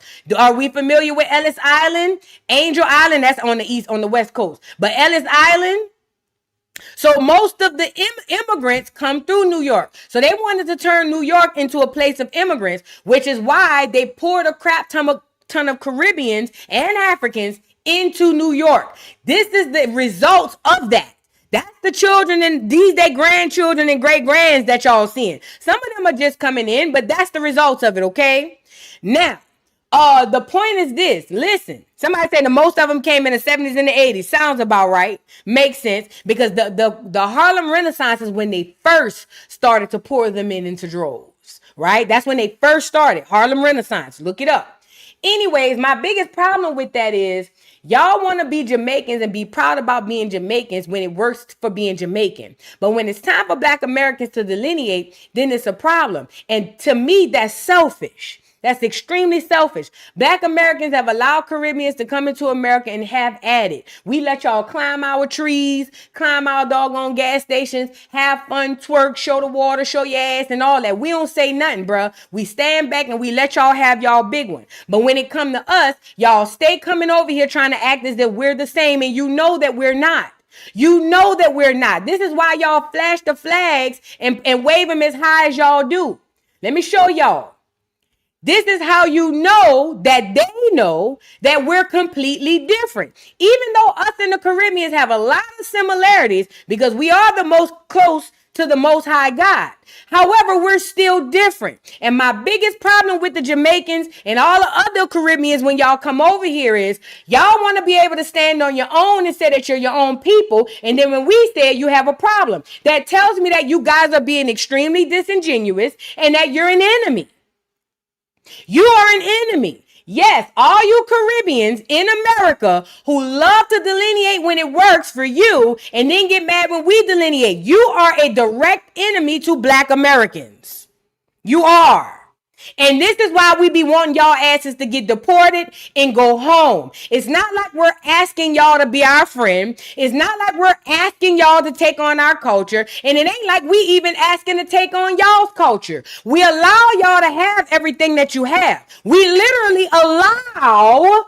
Hello, we allow y'all to have the bullshit that you have, but y'all come to America and then y'all forget that we allow you to have that, and then you look us square in the face and then you tell us we're being xenophobic for delineating. If that's xenophobic, then what is this?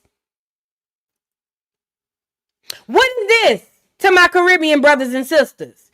If we're being xenophobic when we want to delineate, then what the fuck is this? I don't see no American flags in there. I don't see no other Caribbean flags in there. I don't see no African flags in there. I don't see no flag but the Jamaican flag. So what the fuck is this?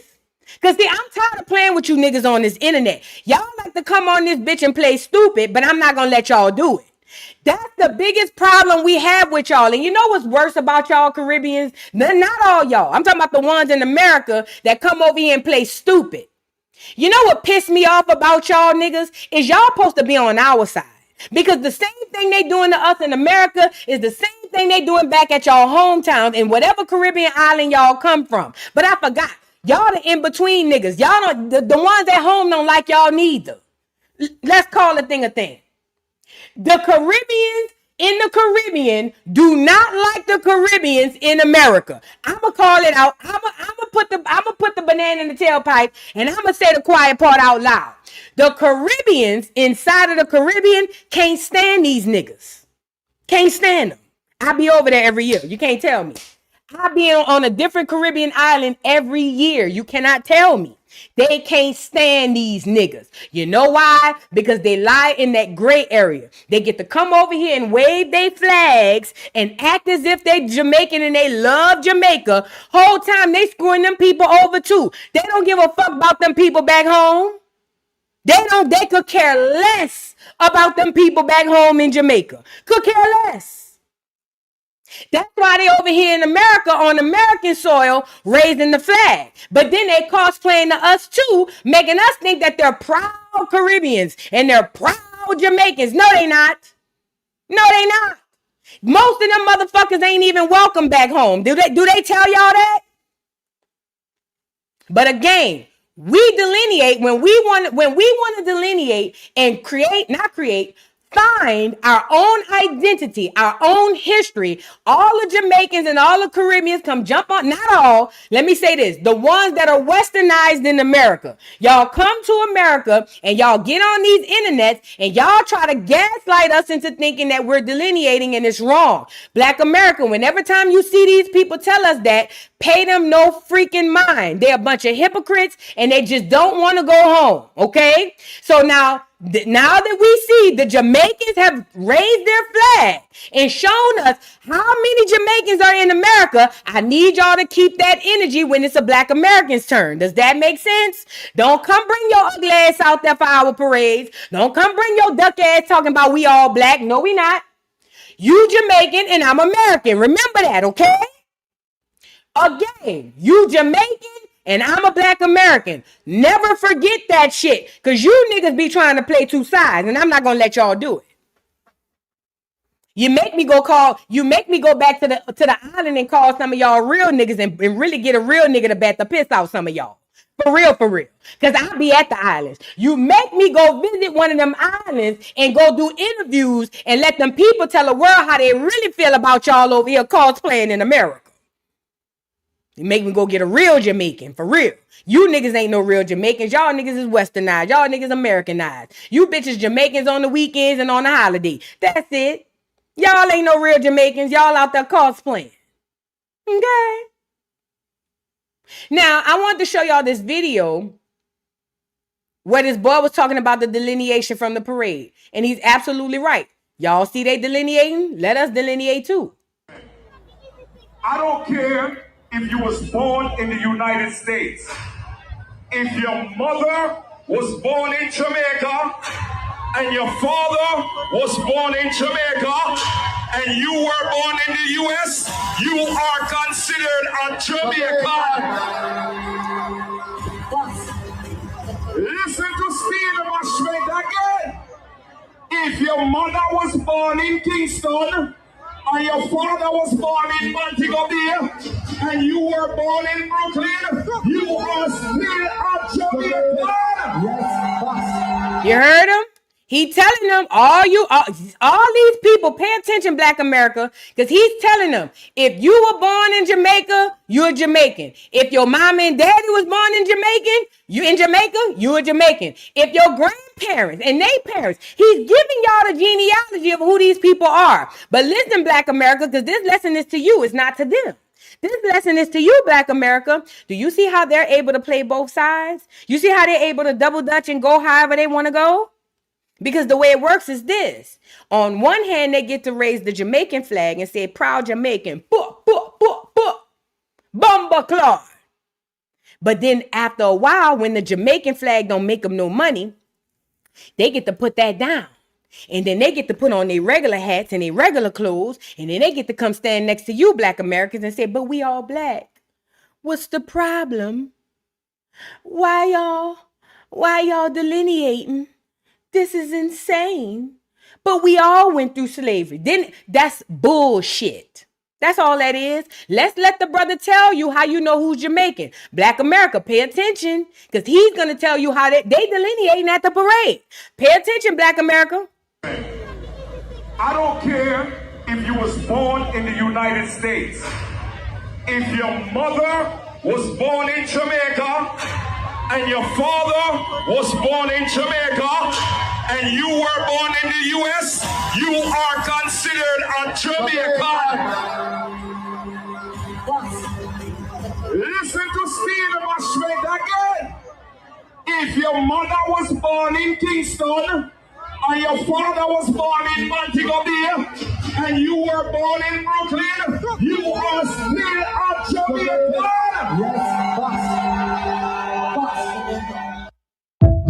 So now you just heard them all delineate, right?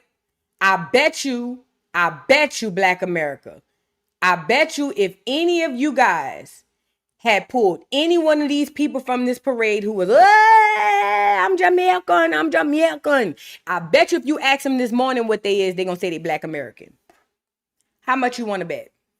I bet right now, if you pull a random fucker out that crowd right now, random, today, not yesterday when they had their flags on, today, when they got the regular clothes on, I bet you if you pull one of them fuckers on the side and say, hey, where you from? What you is? They're going to say, I'm a Black American. Watch. I bet, because that's the play. Does that make sense? Do you see how they're able to tit for tat, double dutch in and out? They get to be Jamaican on Saturday evening at the parade, and then Monday they get to be an American. Does that make sense? That don't go like that. See, the same way y'all was out there waving the Jamaican flags, keep that energy. Keep it. Because like I said to the Caribbeans, what pisses me off the most about y'all, not all of the Caribbeans, because I think the ones on the islands understand this. I'm talking about the ones that are westernized in the mainland up here in America. You know what I'm saying? Because somebody wrote it in the chat. They are the islander Americans and we're the mainland Americans, okay? So for y'all who been so used to being down there on them islands, I'm talking to y'all. When y'all come to America on the mainland, y'all forget that you're Jamaican or you're Caribbean or wherever you come from. Okay, you guys make sure you keep a flag in your back pocket so that whenever you need to pull it out and wave it, you can. But for the most part, you literally strip yourself of your identities unless it benefits you, and then you come to America and you claim to be Black American, knowing that you are not. Because like this person just said, if your mom born in Jamaica and your pa born in Jamaica and you born in Brooklyn, your ass is Jamaican. But I bet you those same people who cheering tomorrow, if you ask them where they from, they gonna say Brooklyn. They gonna say Brooklyn. They'll battle a Black American about how much more Brooklyn they are than the Black American. This is the game that continuously is played on the psyche of Black America. I need y'all to understand this. That's the trickery. That's the spell work. That's the witchcraft. It don't matter what you saw with these two eyes. It don't matter if you saw me at the parade waving my Jamaican flag. On Monday, I'm a Black American. Does that make sense? It's a trick. It's a play. All y'all with the Caribbean friends, y'all got to start making them stand on that shit. You Jamaican, you going to be Jamaican 24/7, 365. You don't get to be Jamaican when it benefits you and then Black American when it don't. No. All you niggas waving the flag down at the parade.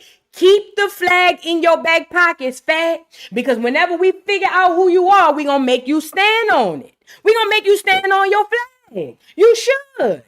But everybody want to be a Black American because it benefits them resources wise, it benefits them money wise, it benefits them culture wise, it benefits them in every single way because Black Americans are the most highest precious jewels. They not here just for the land. They here because of the people on the land. Oh, I'm sorry, the people of the land. Does that make sense?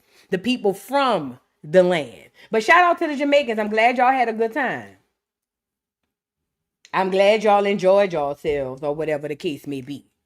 You know what I'm saying? I'm just asking for all the Jamaicans who was down at the parade. And shout out to the Black Americans who went. Because if I was down there, I would have went out there, sure would have. Wouldn't have put no flags on. But I would have been out there, sure would have.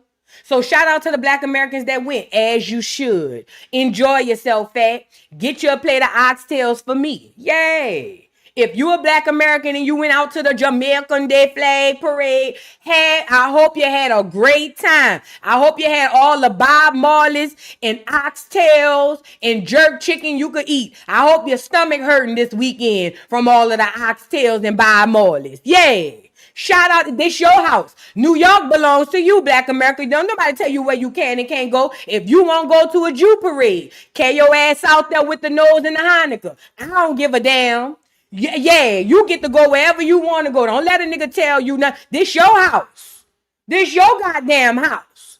So shout out to the Black Americans who made it out there to the parade. I hope you had a good time. Hope you met your little 1-2 yin yin. Hope you had met your little somebody.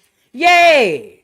Yay. We gonna enjoy whatever. Anything happening in our house, we gonna have fun too, nigga. Let them would have had one up in Atlanta. I'd have been up there dirty wine and sure would have. The fuck? I'm lying. I wouldn't have went up there to the people stuff. But if I would have passed, if I'd have been happening to drive past and Sean Paul was on, yeah, I probably would have got out in dirty wine. Yeah. Them bitches be dancing to all our stuff. Anyways, make them stand on them flags, please. Let's move on. Oh my God. Speaking of standing on it. Somebody go check on young Pharaoh. Y'all seen the thumbnail. I don't even know where to start. Let's just let a video play. So young Pharaoh, for y'all who don't know who young Pharaoh is, young Pharaoh, let me find some old footage of young Pharaoh. Let me show you who he was before I show you who he is. Let me show you who he was before I show you who he is. Because that way you'll understand why this is a big deal.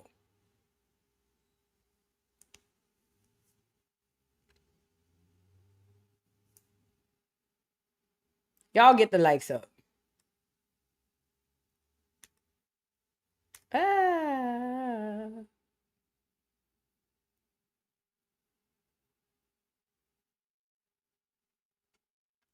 Let me show you young Pharaoh before. And this is a long one, but I'm going to just show you just a little bit of what he used to talk about. Y'all get the likes up on the video, please. Get the likes up. Shout out to everybody in the building. We have to get these niggas from out of tune with nature in order to conquer them. So instead of dealing with the sun, they created the Son of God. Even in the Bible, Psalms 83, I believe, it says, our Lord God is the Son of Shield. Look that verse up. It might be Psalms 83. I ain't had to recite it in a minute, but look it up. It says, our Lord God is the Son and Shield. Holy in Greek means Helios, which means sun. Bible in Greek means Biblios, which means book. The Holy Bible is actually about the sun. It's called the Sun Book. Jesus is the sun, and the 12 disciples are the 12 zodiacs. So what they did was they had to wane black people off the actual sun, okay? And then describe us to a fictitious deity which looked like them. So instead of us acknowledging and living Which was the first celebrity? He is spitting. I need to listen to this. This is 9 minutes. He is spitting down. So basically what he's talking about is how they weaned us off of, because we were astrologers. We worship the sun and we worship God, obviously, but we also had God sits on a panel of gods. And we worship the sun, we worship gods, we did a lot of astrological work or whatever. But when the enemy came with their Jesus and their religion, remember, they turned the sun into the S-O-N, which is white Jesus, the very first celebrity that you have, okay? Tune with nature, they forced us to a psyche to where we began to worship spiritually instead of being synchronized with nature spiritually. And the image that they gave us to worship was not only them, but every time you see Jesus Christ, he got the sun behind his head because he's blocking the sun. So black people's path to greatness is that sun. Okay? We have the same biochemical makeup as plants. The only difference in our blood versus the only difference in our chemical makeup is we have iron in our blood and plants have magnesium. If you switch the magnesium and iron with black people specifically and plants, we would then turn green and have chlorophyll, and plants will have the neuromelanin that we have. So Venom off Spider-Man, the symbiote suit is actually symbolic to the intellectual properties of neuromelanin that black people possess. Our skin, our body actually has intelligence and is able to actually think and react on its own. That's why we have the best agility, the best reflexes, etc. So you can this is why it's also harder for us to get off drugs. So because when we do drugs, our body actually intellectually internalizes the chemical response. And on top of us psychologically being addicted, we become biochemically addicted as well via the melanin, because our bodies are intelligent and think for itself. And if we educate our bodies to crave something, it will then crave that substance. So this is why it's actually biochemically harder for black people to get off drugs. Go look this up. It's facts and the statistics behind everything I'm saying. And so that being said, continuing on, they took Jesus, white Jesus, and they put white Jesus in between you, which is over here, and the sun, which is over here. So Jesus is the character version of sunblock. So you got sunscreen that go on your skin to block out the beautiful rays of the sun. They say harmful, but they're not harmful to us. When they say the rays of the sun is harmful to who? So with that being said, they got sunscreen to block out the alleged harmful rays of the sun, sunglasses to block out the alleged harmful rays of the sun, and then they got Jesus Christ to block out the beautiful spiritual rays of the sun. So when you say what was black people's religion before, we were conquered. I don't even want to say conquered, because we not conquered. Before we was psychologically finessed by colonizers. There you go. There was no religion. We were master mathematicians. We were master. And just so y'all can see what he's talking about, I went and pulled it up. This is exactly what he's talking about when he says Jesus is the blocker of the sun. Look, y'all see these pictures? You see how Jesus always have the globe behind him? Does that make sense? Can y'all see this? Put a 3 in the chat when it starts to make sense. Do you see how most depictions of Jesus have the globe behind him? What young Pharaoh was saying is that just like you have sunscreen to block the sun from your skin, and you have sunglasses to block the glasses from the rays, or block your eyes from the rays, now you have Jesus, the character, the white boy, to block you from the sun. The S-U-N. They put a S-O-N in between you and the Son. When your real praise should go to the Most High and not the person in front of the Son, but the Son behind him. Does that make sense? I tell people all the time, I don't subscribe to Jesus, but I never have my whole life. I've seen my people worship Jesus. I've seen my people go crazy over Jesus. And I've seen Jesus leave my people out to dry. I've never been a fan of Jesus. Never. I just so happened to be 40 years old when I found out the Son is the second thing that I need to be dealing with, not Jesus. I'm not a fan. That's y'all boy, not mine. I do appreciate him. I understand him as the prophet, and I know what he came to earth to do. But I don't worship him as God, nor the Son of God. I don't do that. That's not my bit. Everybody got theirs. Jesus ain't mine. Okay? So what young Pharaoh was speaking about, this is what the boy used to talk about. What he was speaking about is how they literally gave you a fictitious character. Jesus, rather black or white. They gave you a fictitious character, and that character is always seen blocking the sun because it literally is you blocking yourself from your divinity. Your divinity is inside of the sun. This is why I tell y'all go outside and do what? Ground. Don't I tell y'all every day, go outside, ground meditate, ground meditate, ground meditate. You can meditate inside, but I tell y'all every day, go outside and ground. I say y'all need to touch grass. I say y'all need to touch trees. Y'all need to go outside. That's y'all problem. Y'all don't go outside. Y'all don't go outside. You know, you want to know why you sick? Because you don't go outside. You want to know why you got mental health issues? Because you don't go outside. You want to know why you can't lose weight? Because you don't want to go outside. All of the remedies is in the sun. And where's the sun? Outside. I hope that makes sense. Let me let him cook a little bit longer. No, matter of fact, let me see.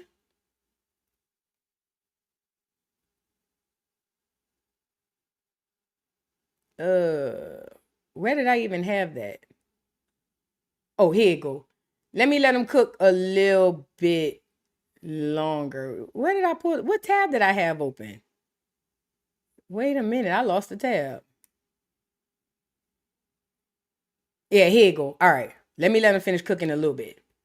Astrologists. We were master scientists when it came to the cosmos and the universe and being one with nature. We allow a group of entities who are artificially created and outside of that construct to come in and reconstruct our reality predicated upon a fictitious paradigm. Which he talking about white people. He said we allowed a group of people who were fictitiously created. He talking about white people. Suits them being at the highest platform within this hierarchy. So if you want to really get back to your original self, look up in that motherfucking sky and get your head out that piece of shit book. See? Look up in that sky and get your head out that book. See? The stars tell you what time of day it is. The position of the planets tell you what time of day it is. The position of the celestial bodies tell you what's north, east, south, and west. See? The Bible don't tell you that. If you lost in the woods, the Bible don't tell you how to get home. The position of the sun tells you that. See? And so that being said, the heavens are the celestial bodies, not some spiritual place that you think you go when you die to be with some white man who can't even live under the sun. So we all can see the type of time young Pharaoh used to be on. And one thing I loved about young Pharaoh more, I think him and Brother Polite, those are my two favorite out of the conscious community because of how versatile they were on their knowledge. These two boys could literally jump into any sector of the conscious community and run the board. I thought they were the most intelligent young brothers out the conscious community, and I still do. Now, why is this important? Young Pharaoh, in my opinion, succumbed to money. White people and money. He allowed them to use the baby mama situation to get up under his skin. He started feeling himself. They started giving him money. He started putting on Rolex watches when he came on stream. Hello? He started putting on Rolex watches when he came on stream. He started talking about buying homes and cars and trucks. And I was there. I was physically there. Okay? He was cutting up. His message started being less about the consciousness and more about the money. And that is where the people got him. From my opinion, in my opinion, I think once they realized they had an out by way of a weakness, which is money, for the love of money, not money, For the love of money is the root to all evil. Once they realized he was laser focused on the dollar, they got him. Listen, I believe the baby mama, for y'all who don't know, him and his baby mama were together. They had the family. Then all of a sudden things started going bad. According to him, the baby mama was the enemy. They were having all kind of fights online and everything. All kinds of shit. He went to jail. He done went by the house, tried all this type of shit. The baby mama called the police. He would come back to the internet and say, he went from saying the black woman is God to saying black women ain't shit. But he allowed the personal issues to cloud the message. So you got coupled with the baby mama drama and his lust and love for money. That's how I believe they got him. And ever since they got him, young Pharaoh has been on some other kind of time. Some other kinds of time. And that time has been completely opposite of the young man he was. Okay? Listen, nobody can't tell me that young Pharaoh wasn't the truth. This boy jumped out the porch. Out of jail, he jumped off the porch on these niggas' heads. And niggas wasn't messing with him when it came to the doggone knowledge. Look at him when he was younger. Prove to you right now that you're not your physical body. Use your common sense. Raise your hand. Just raise your hand. Did your hand raise itself, or did you give the command to the body to raise the hand? No. Paul, well, answer the question. Answer the question. My brain. Okay, your brain gave a signal, right? So now, okay, your brain is an official entity, correct? Which means that the source from which the thought came would not be the body, because the body is the puppet. So answer the question, man. No question. Now I'm running over you. Listen, you are not the body. First of all, you are not the body. You saying it's pseudo, but you're not spiritually vibrating high enough to even transmit this knowledge. Yeah. So first of all, second of all, calm down. Third of all,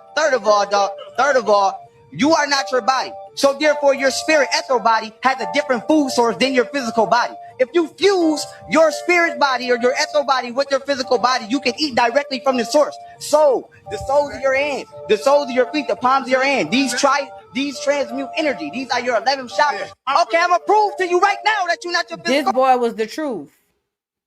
And I believe once they realized, number one, how much knowledge he had, but number two, the amount of attention that he garnered, because people listened to him. But the amount of attention that he garnered, once they realized that, I believe they swooped in and they got him. Now, ever since then, he had gone in and out of jail in a crazy house. He lost the baby mama and he started being around nothing but clears. Buku white folks. And this is a man who did not trust white people. But when I started seeing him with the first white handler who was the nanny, I said, yeah, this is a problem. This is a huge problem. Well, fast forward, like I said, he been in and out of hospitals, in and out of jail, and this is now the young Pharaoh they left us with. Peace, family. It's your boy, young Pharaoh, aka Little Feet, the Holy Ghost, and this is serious. Seriously, I'm out at Chipotle right now with them stingers on, swag, brother. It is what it is. I'm in Detroit. What's up? I'm getting ready to go back to the crib, stream on Star Wars Battlefront 2. If you stream on Star Wars Battlefront 2, hop on, and pop off. Because that's what's about to happen. With that being said, I see y'all there. Love y'all. Appreciate y'all. It's the Holy Ghost, bro. Hold on, I got more footage. Hold on. Yeah, this is bad. I don't want to play the saxophones. Look at the nails. Now, the reason why this is bad is because, number one, young Pharaoh was one of the most masculine dudes that we knew. Number one. Number two, he would have never, ever done this. Ever. Not the young Pharaoh we used to know. I believe that some MK Ultra shit happened to him years ago, and I don't think that he's ever coming back. Remember he did that interview with Tasha K, and he was telling Tasha K that he was abducted by aliens, and he said they stuck something in the back of his head and up his butt. Remember he said that? I remember the interview like it was yesterday. What if that wasn't aliens? What if that was some MK Ultra shit that he went through, and that literally is what messed him up? Let me see if I can find that interview. I know I could find it. When he was on that interview with Tasha K, bro, when I tell you that shit scared the shit out of me, not because of him itself. It was just seeing him like that. I was like, what the fuck? Hold on. And he kept licking his lips like a lizard and all that shit. Look. This was the first big interview he did, and we knew something was really wrong. Until my the black women in my family push my. Oh, don't try to put this on black I'm doing women. that. I'm No, doing that. don't I'm do doing that. that. You I'm doing gaslighting now. I'm doing that. You gaslighting. What you Because if the same thing keeps happening to you, you have to take a step back and take a look. All the black women in my family were toxic. My grandma used to get drunk and wave her shotgun at us. Okay. Toxic. I had another aunt used to buy all my cousins freezes and candies, never bought me shit. Okay. Toxic. Used to let my other cousins play the game, never let me play the game. Toxic. Every black woman in my life that I've ever been in the care of has done me filthy. And I was a kid. And you just not realize that? I've been realized that. That's why I don't fuck with none of them. So who you fucking But I stayed loyal. Who am I fucking? Yeah, who you fucking now? Black women, white women? I've never had sex with a white woman in my life. I'm 28 years old. But that don't mean I can't tell black women about themselves. Who the fuck is black women to think that we can't tell them about themselves? When they got a problem with us, they let the world, they don't just let us know, they let the world know. They come up to your job, try to humiliate you. But why we can't say, sweetheart, you need to be a little bit more feminine. So how did your aunts, your mom... Look at how he used to talk. Look at the difference. Look at how he used to talk. Nigga, she's very in tune spiritually. She damn near knows everything, nigga. And she's always on point because she has the oldest DNA. So her spirit is the oldest. What the fuck is wrong? Bitch, what's hard to understand? Let her lead, ho. You just make sure she reigns. All you supposed to be doing is make sure, motherfucker, don't nobody touch the chariot. Anybody run up on the chariot, off with their head. Excuse me. You're not supposed to be trying to guide, direct, and tell a motherfucker how to sit up in the chariot. Bitch, that's not your job. You lucky you even in the motherfucking chariot. Nigga, also, to be truth be told. So that being said, this video right here is not to downplay or degrade the role of the black man. But it may seem so because you have not been in your place for so long that when a nigga tell you your place, you feel like you losing out because you actually were given more than you should have fucking had. Same thing with the European. If I say white people were crawling around on all fours and eating their babies as cannibals, they're going to say, oh, you're a racist. No, I'm not. That's an actual fact.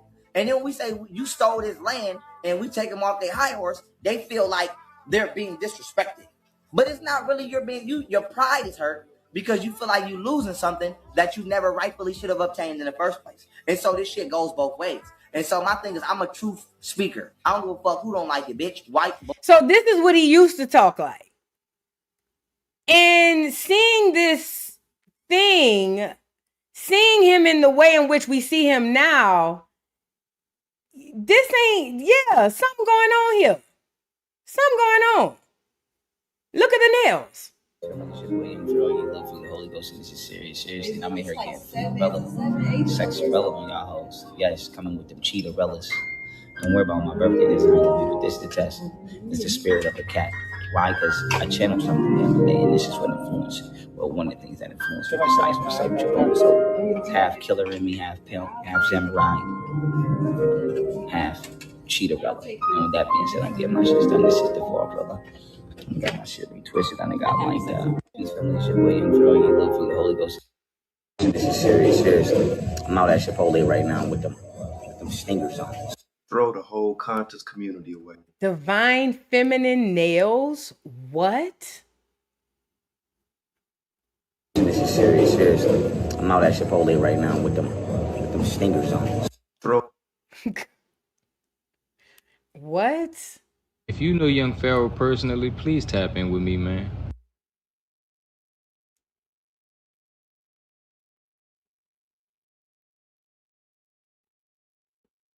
Anybody that knows me knows that I fuck with Pharaoh.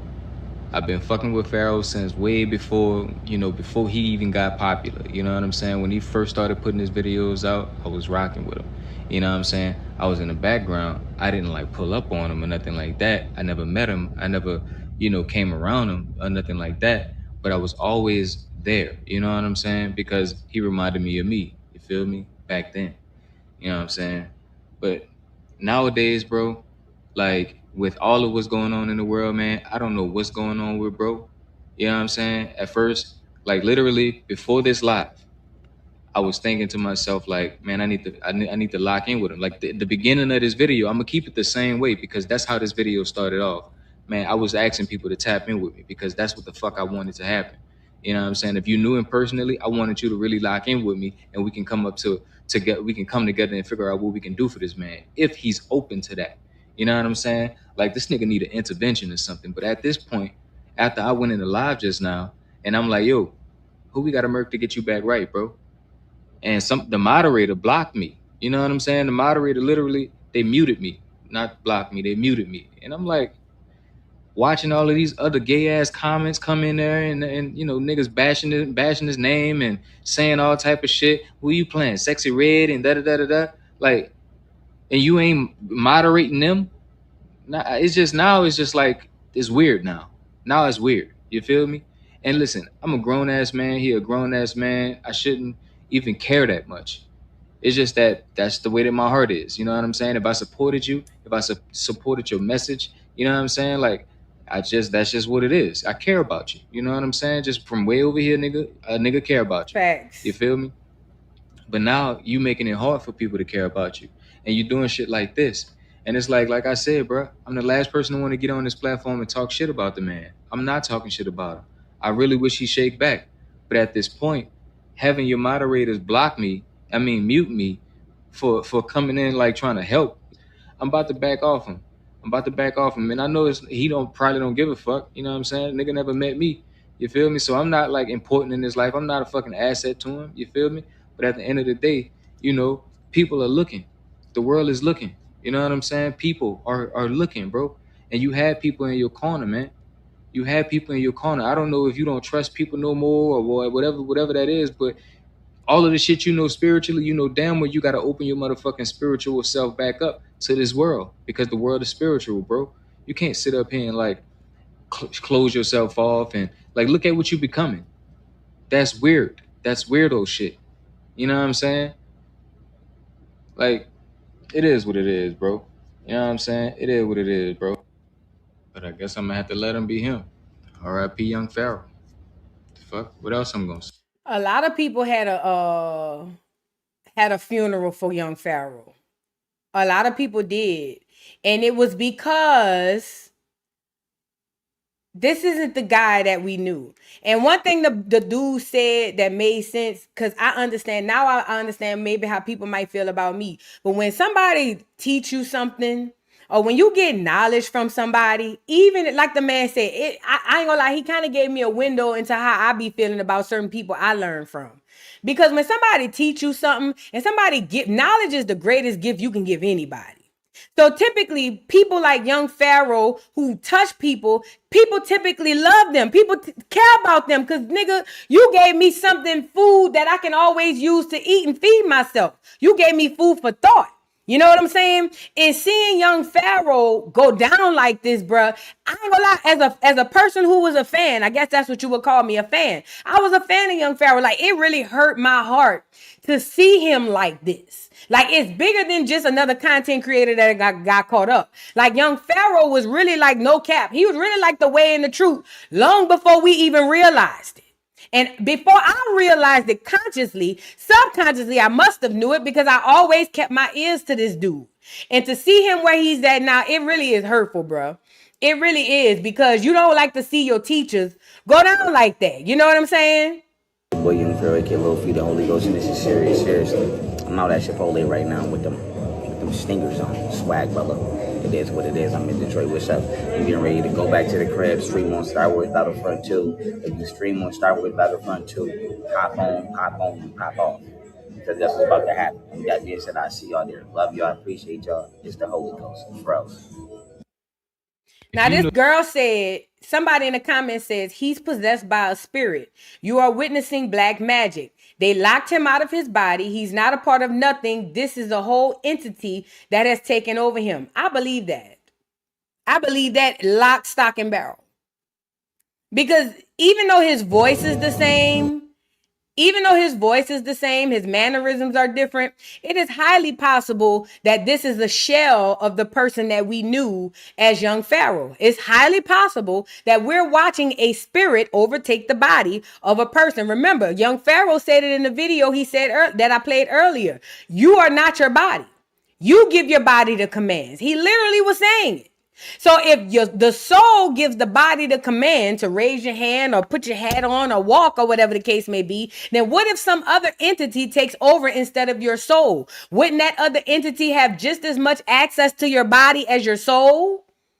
Does that make sense, y'all? You know what I'm saying? If your soul controls your body, then spiritually, if something can overtake your soul, then there's a high probability that that entity can still then overtake your body. Yes, just like Get Out.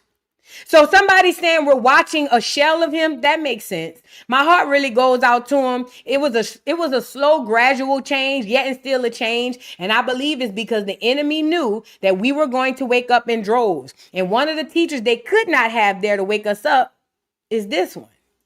He can't be there. Hell no. Hell no.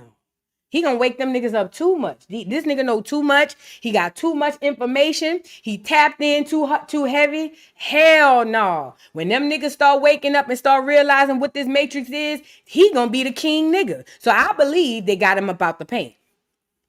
They didn't kill him because that would have been too obvious. I think what they did was, like somebody said in the chat, they did an entity attachment on his ass, and now he's a shell of himself. He's basically a prisoner in his own body. And whatever entity that has a control of him, that's who we see every day online. That's who we see doing these videos.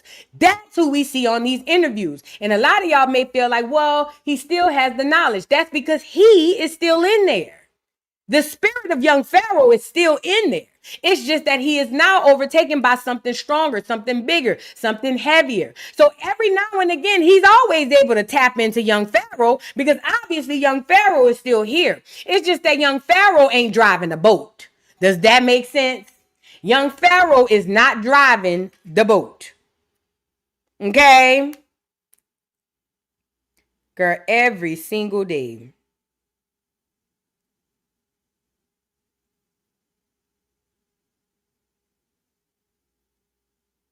Oh, that's them dropping off my package. But nah, yeah, I think it's an entity in the shell of the person that we knew as young Pharaoh. You know who else conveniently got locked up, even though he should have been? But what's his name? Polite. He another one conveniently got locked up, even though he should have been. I'm just saying a lot of this stuff happened at crazy timing. But my heart really does go out to young Pharaoh. He is not the person that we used to know. It's a wrap on him. As a matter of fact, I don't think we'll ever get back the person that we used to know. I think whatever entity got him until he died. I don't know. Hopefully I'm wrong. I pray to God I'm wrong. But it's given whatever entity got young Pharaoh, got him until he croaked. Okay? Now let's move on. Y'all get the likes up on the video. Please and thank you. I appreciate each and every one of y'all in the building. If you are new to the channel, please make sure you hit the like button and subscribe to the channel, y'all. It is imperative that you do so. That way you'll know we upload or go live. We do this Monday through Friday. This is the doggone morning Joce, okay? Stop acting crazy. Pull up on the doll, okay? Now I want to show y'all what's the next step I want to the next thing I wanted to show y'all. Samuel L. Jackson.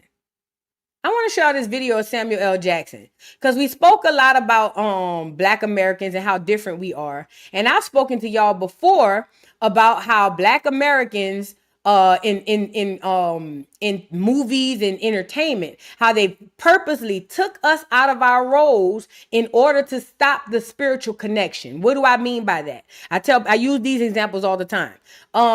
What's the girl name? Tina Turner, Angela Bassett. When Angela Bassett played Tina Turner, we felt that role. We felt Angela Bassett taking on the identity of Tina. Not only that, we got to understand Tina and what Tina went through because the spiritual connection was there because the person playing Tina was also another Black American, someone we can relate to. Denzel with Malcolm X. That's another movie, an example that you can use, where when you put a Black American in the role of these TV shows and these movies, then it literally translates across the screen. We can physically, mentally, and spiritually attach ourselves to these stories. Now, why is this important? Because whenever we speak about Black American history, especially in the last 20 years, every single movie, every single show, every single everything is always played by somebody other than a Black American. Why is that, Black America? It's not because it's cheaper to hire British actors. It's not because British actors are just as good as Black Americans, because the fact is they are not. Let's call a thing a thing. It has nothing to do with that. It is a few reasons why they put foreigners in the place of us when they tell our stories. Number one, destiny swapping. They are going to use entertainment as facts when it comes to history in the future. So in the future, people in the future are going to reference entertainment for facts. So if they put these foreigners in place of us, they can write in his story that it was never really a Black American, that these people were actually foreigners. Does that make sense? So number one is for a destiny swap. Number two, to cut off the connection spiritually so that we won't be connected to these stories. Because God forbid we're connected to these stories, we might be able to find resolve. We might be able to find ways out of this shit. Or we might be able to come up with things to basically combat it and make sure it never happens again. So they need to spiritually disconnect us from these historic stories so that we won't get no bright ideas. Okay? So you got destiny swapping. Number one. Number two is for a spiritual. It's for a spiritual disconnect, okay? And number three, the reason why they put foreigners in place of us when it comes to our roles is because they need us to be completely stupid. They need us to not know. They need us to think that the people, even though, I'll give you an example because I don't want to talk over myself. The movie Sinners. The girl who played the witch doctor, the girl who played the voodoo priestess, the girl who played Stack's baby mama. That lady is not a Black American. Yet and still, she's a foreigner. I think she's an African or something like that. She's an African, but she came over to America and played the voodoo spiritualist in this movie. Now, number one, we can't relate to that, number one, because number one, she's not one of us. And plus, they've separated us from our spirituality. So number two, that's another reason why we're completely disconnected. But the reason they put her in it is because they need us to believe that this is not you, even though the character says it's you. Subconsciously, it disconnects you from your own history. Does that make sense? So subconsciously, if Martin Luther King is played by a foreigner, it subconsciously disconnects you from that story. Subconsciously, if if Tina Turner is played by a foreigner, it disconnects you spiritually from that story. Okay. And this is why they put these foreigners in place of us. And I've spoken about it on many occasions. We talked about how Brits are taking over Hollywood and they make it seem like they want to be our friends and we're all inclusive. When I keep telling y'all, it has nothing to do with that. It's about taking over your legacy and your history. Yes, they don't want us to identify with it. But listen, that's why they do it. Now, Samuel Jackson, who we all know is one of the most beloved Black actors from the Black American community. Samuel Jackson did an interview and he spoke about the movie Get Out. Y'all remember the movie Get Out played by, let me see if I can find the movie, just so y'all can get a visual. Y'all remember the movie Get Out and how the star of the movie was Daniel, what his name is? Because he's going to basically show how when they take our characters out of these movies, what it does to us, okay? This dude right here. Let me see. Y'all remember this dude? Him. Let me see if they got a better picture. Now, he is an African. a Brit African, but yet and still an African. And even though the movie was dope AF, there was a huge disconnect here. And a lot of y'all may not have recognized it, but there was a huge spiritual disconnect here. Because even though the movie premise was about a black man being inside of a white family and being the only black person there, he's not able to connect to that role like we are because he wasn't raised like us. Like Samuel L. Jackson is going to say, black British people love white people. I've been there. Black British people adore white people. We are not the same. Black British people see white people do no wrong. Not all. Not all. If you a black Brit and you not like that, I'm not talking about you. But if you a black Brit and you live in Great Britain, then you know I ain't lying. The mass majority of black Britons adore white people. They worse than them Africans over there on the continent. They can't see life without them. So now you take that black Brit and you put him in a role where he's inside of a family where the family is racist and they want to use him. He's not going to be able to display that role the way that a black American would because we've been there. We've seen it. We've written the book and even got a doggone sticker for it. But a black Brit who adores white people, yes, he might be able to tap in certain ways. And yes, he might be able to be a great enough actor to maybe even convince you that it's real. But the fact of the matter is there's no connection there. Because a black person in Great Britain or the UK dating a white person is so normalized, it's just regular. They all fucking on each other out there. Okay? They love white women and the Asians. My bad. Thank you, Miss Sassy, and the Asians too. They love a cracker and they love the Asian. So having him playing the starring role on Get Out, even though, like I said, it was a great movie, would have been so much greater had they had a black American. Not because the black American is the better actor, which I believe, but simply because we have a connection to the role. Let's get into Samuel Jackson speak about this. Y'all get the likes up. The thing in my mind is, I know the young brother is in the movie, and he's British. So there are a lot of black British actors that work in this country. All the time. So I tend to wonder, what would that movie have been with an American brother who really understands that in a way? Because, I mean, Daniel grew up in a country where, you know, they've been interracial dating for 100 years, you know. Britain's, there's only about like 8 real white people left in Britain. The rest of them, you know, mixed.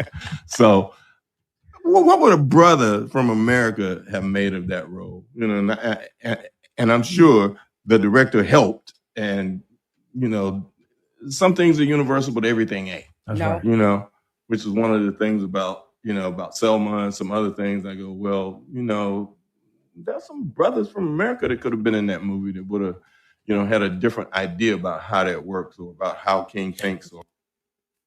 Shout out to Samuel L. Jackson because he understands. I also saw Angela Bassett speak. I don't know if she spoke specifically about this, but they were basically talking about how powerful the art is. And one thing he said was they can't relate to the same things that we can. So when they try to, like, for instance, even the guy who played in Selma, the black Brit who played in Selma, the one who got in trouble for saying that we were subservient or had a subservient accent, he can't truly identify and embody that role because they're not cut from that kind of cloth. Does that make sense? These are the kind of melanated people who love white people. And they come to America to tell a story about a time when we rebelled against them. We cannot get the full and grasp the fullness of these stories because they're not played by people who have lived them and who have the trauma and the generational trauma to actually portray the characters. Now, because we don't realize that for a long time, we didn't realize that a lot of these actors were British. We were just going with the movie. We were being confused by the accents. And in our minds, we thought, okay, these are good actors. But then after a while, it started to take note. I'll say for me, it started to take a lot on me that I started to realize I'm not feeling nothing from these movies like I used to. What's love got to do with it? I was a child crying.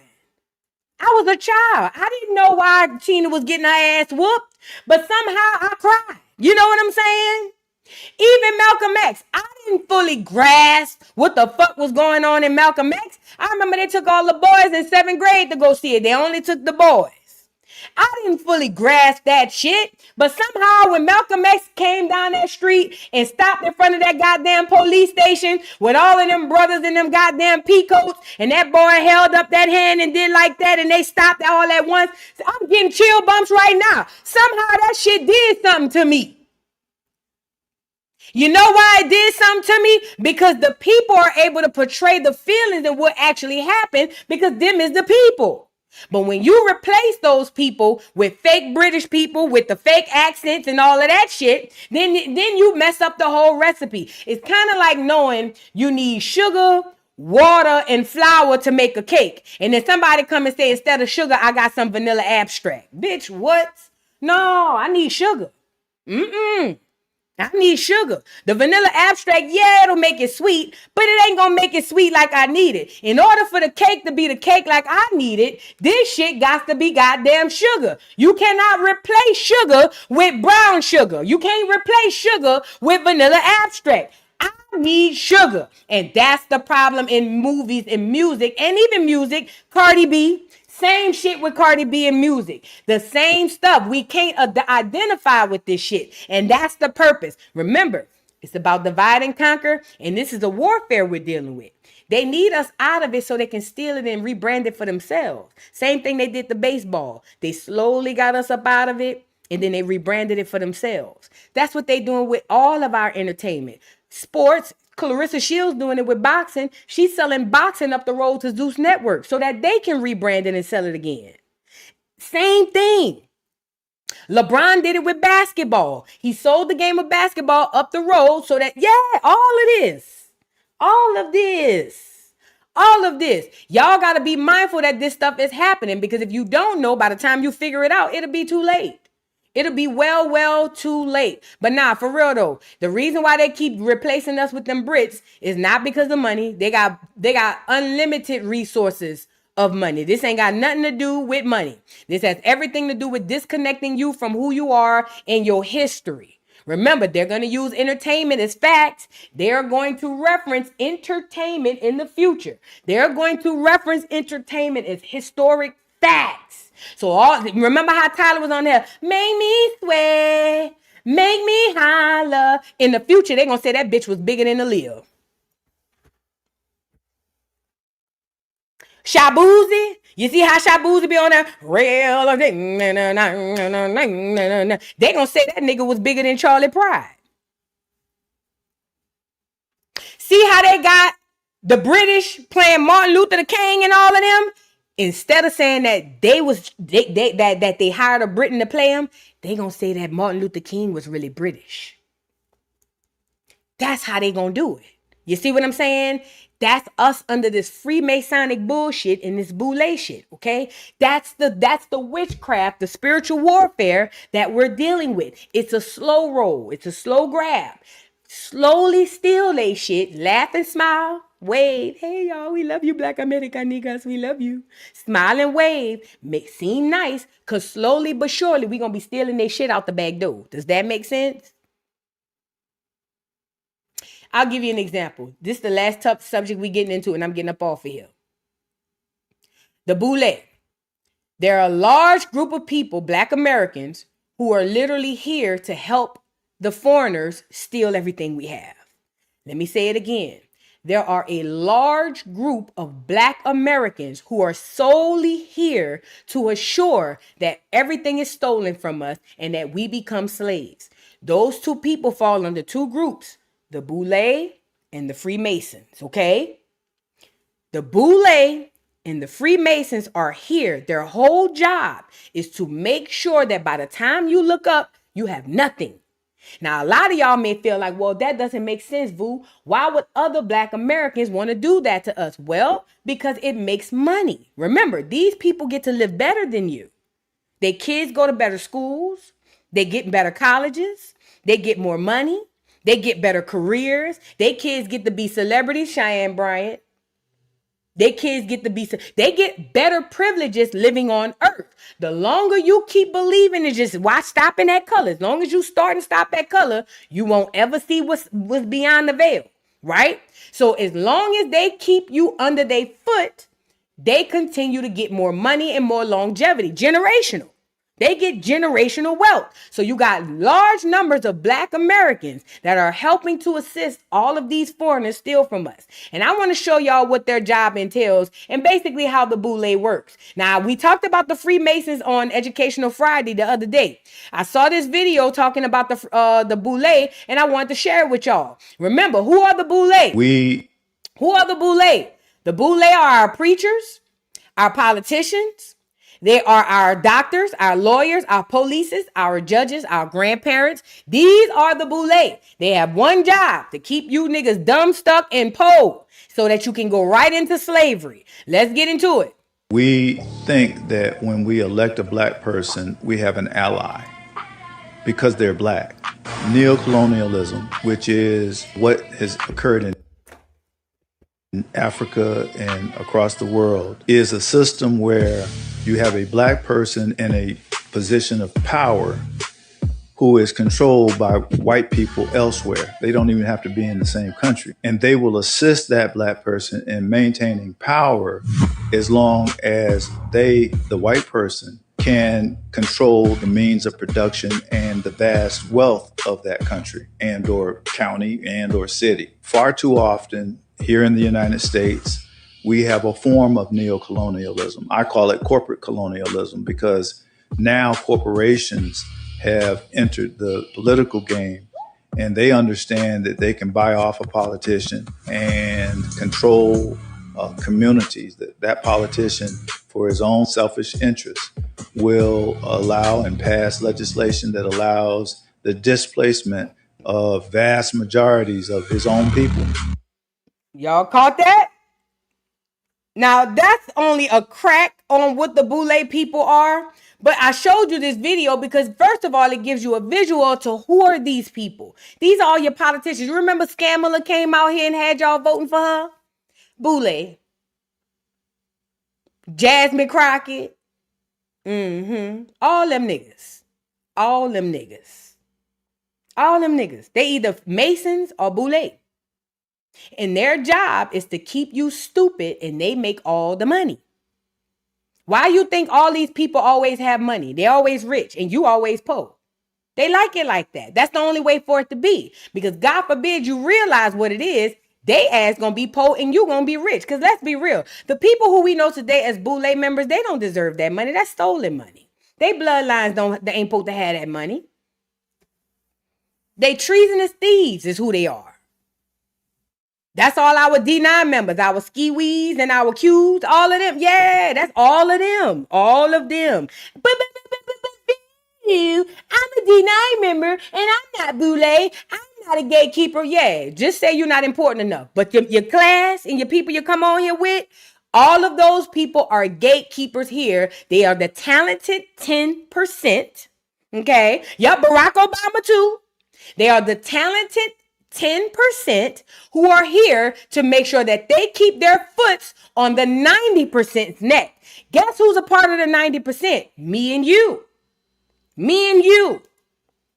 And the 10%, as long as we remain stupid and we remain victims of slavery and victims of racism, they continue to eat good, sleep good, remain to have generational wealth. Their kids get to go to prestigious colleges, and then they get to come out and ski-wee in front of y'all and swear to God y'all less than them. These are the pastors. These are the politicians. These are all of the people y'all know and love. Your mayors, your city council people, or some of y'all rappers, some of y'all actors, all of these people, all of them.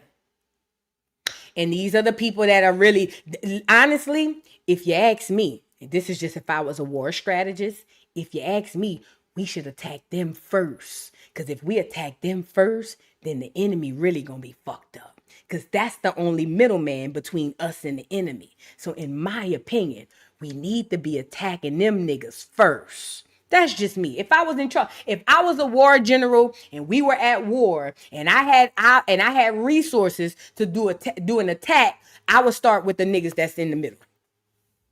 That's just me. But everybody different. Everybody different. Everybody different. I don't know. What y'all think? I know I would. Them niggas would go first. And I would make examples. And I would hang their heads on the stake at high noon in front of the whole town. Every day.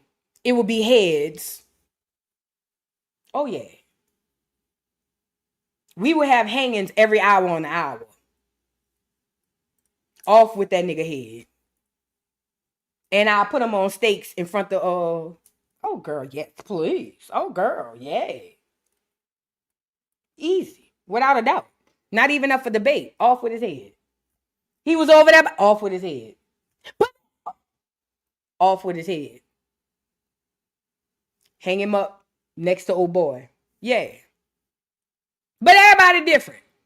Child. I tell you what, it'll stop other people from being treasonous. Hello? Jessica Grimes, thank you for the super chat, says Uncle Sammy is right because Stephen in the Django would not have been the same with someone like us who couldn't resonate. Exactly. Could y'all imagine if Stephen in the Django was played by a British person?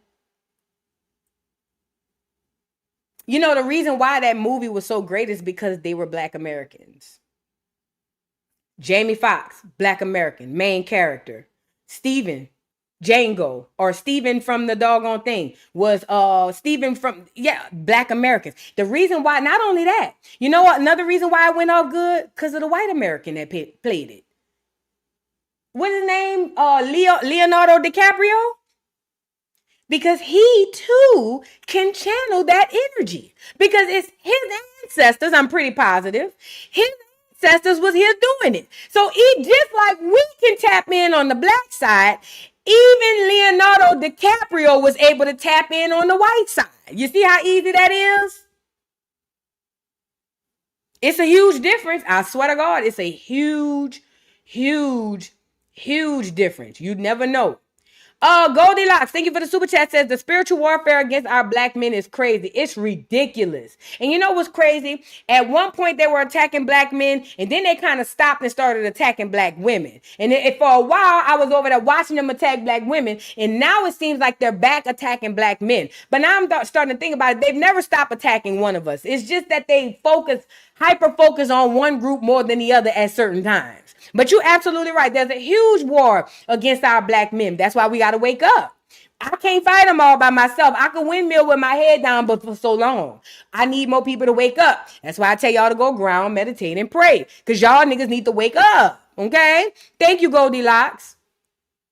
Mercedes Sellers, thank you for the super chat, says, Boule, please review 20 Christians versus 1 New Ager with Jasmine Garden. I think I didn't see it, but I saw something and I just scrolled. What is that about? Send me an email with it and I'm going to look at it. Thank you, beautiful.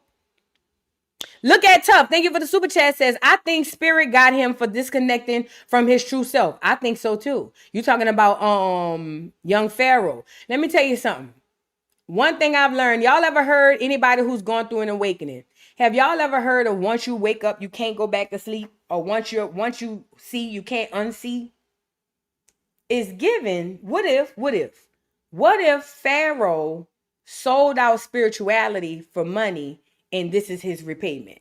What if Spirit or the Most High is allowing this entity to do that to him because of betrayal? Because I'm not gonna lie, I can't put my finger on exactly how he betrayed us. I would have to go back and look at it. But I saw the exact moment when he sold us out, or at least he sold himself out for money. When that nigga went live and was talking about how he was supposed to be on C-SPAN, I never forget it. He had a Rolex watch on. I never forget it. When that nigga went live talking about how, I'm going on C-SPAN with Trump and you niggas is this, that, and the third, and he was flashing the Rolex, I said, ooh, he gone. I said, he gone. I knew it right then. I said, he gone, he gone, he gone. And it was a slow process. But as the time went by, I said, ooh, they got him. Once they realized he loved that money, off with his head. Off with his head, man. For the love of money is the root to all evil. And that's just one. But again, you're right. Look at Tough. It could be him disconnected from, because again, anybody who's gone through an awakening will tell you, once you wake up, you can't go back to sleep. What if he chose to forcibly put himself back to sleep and Spirit said, take care of him? Spirit said, do what y'all want with that nigga. We don't give a fuck. Roll him out.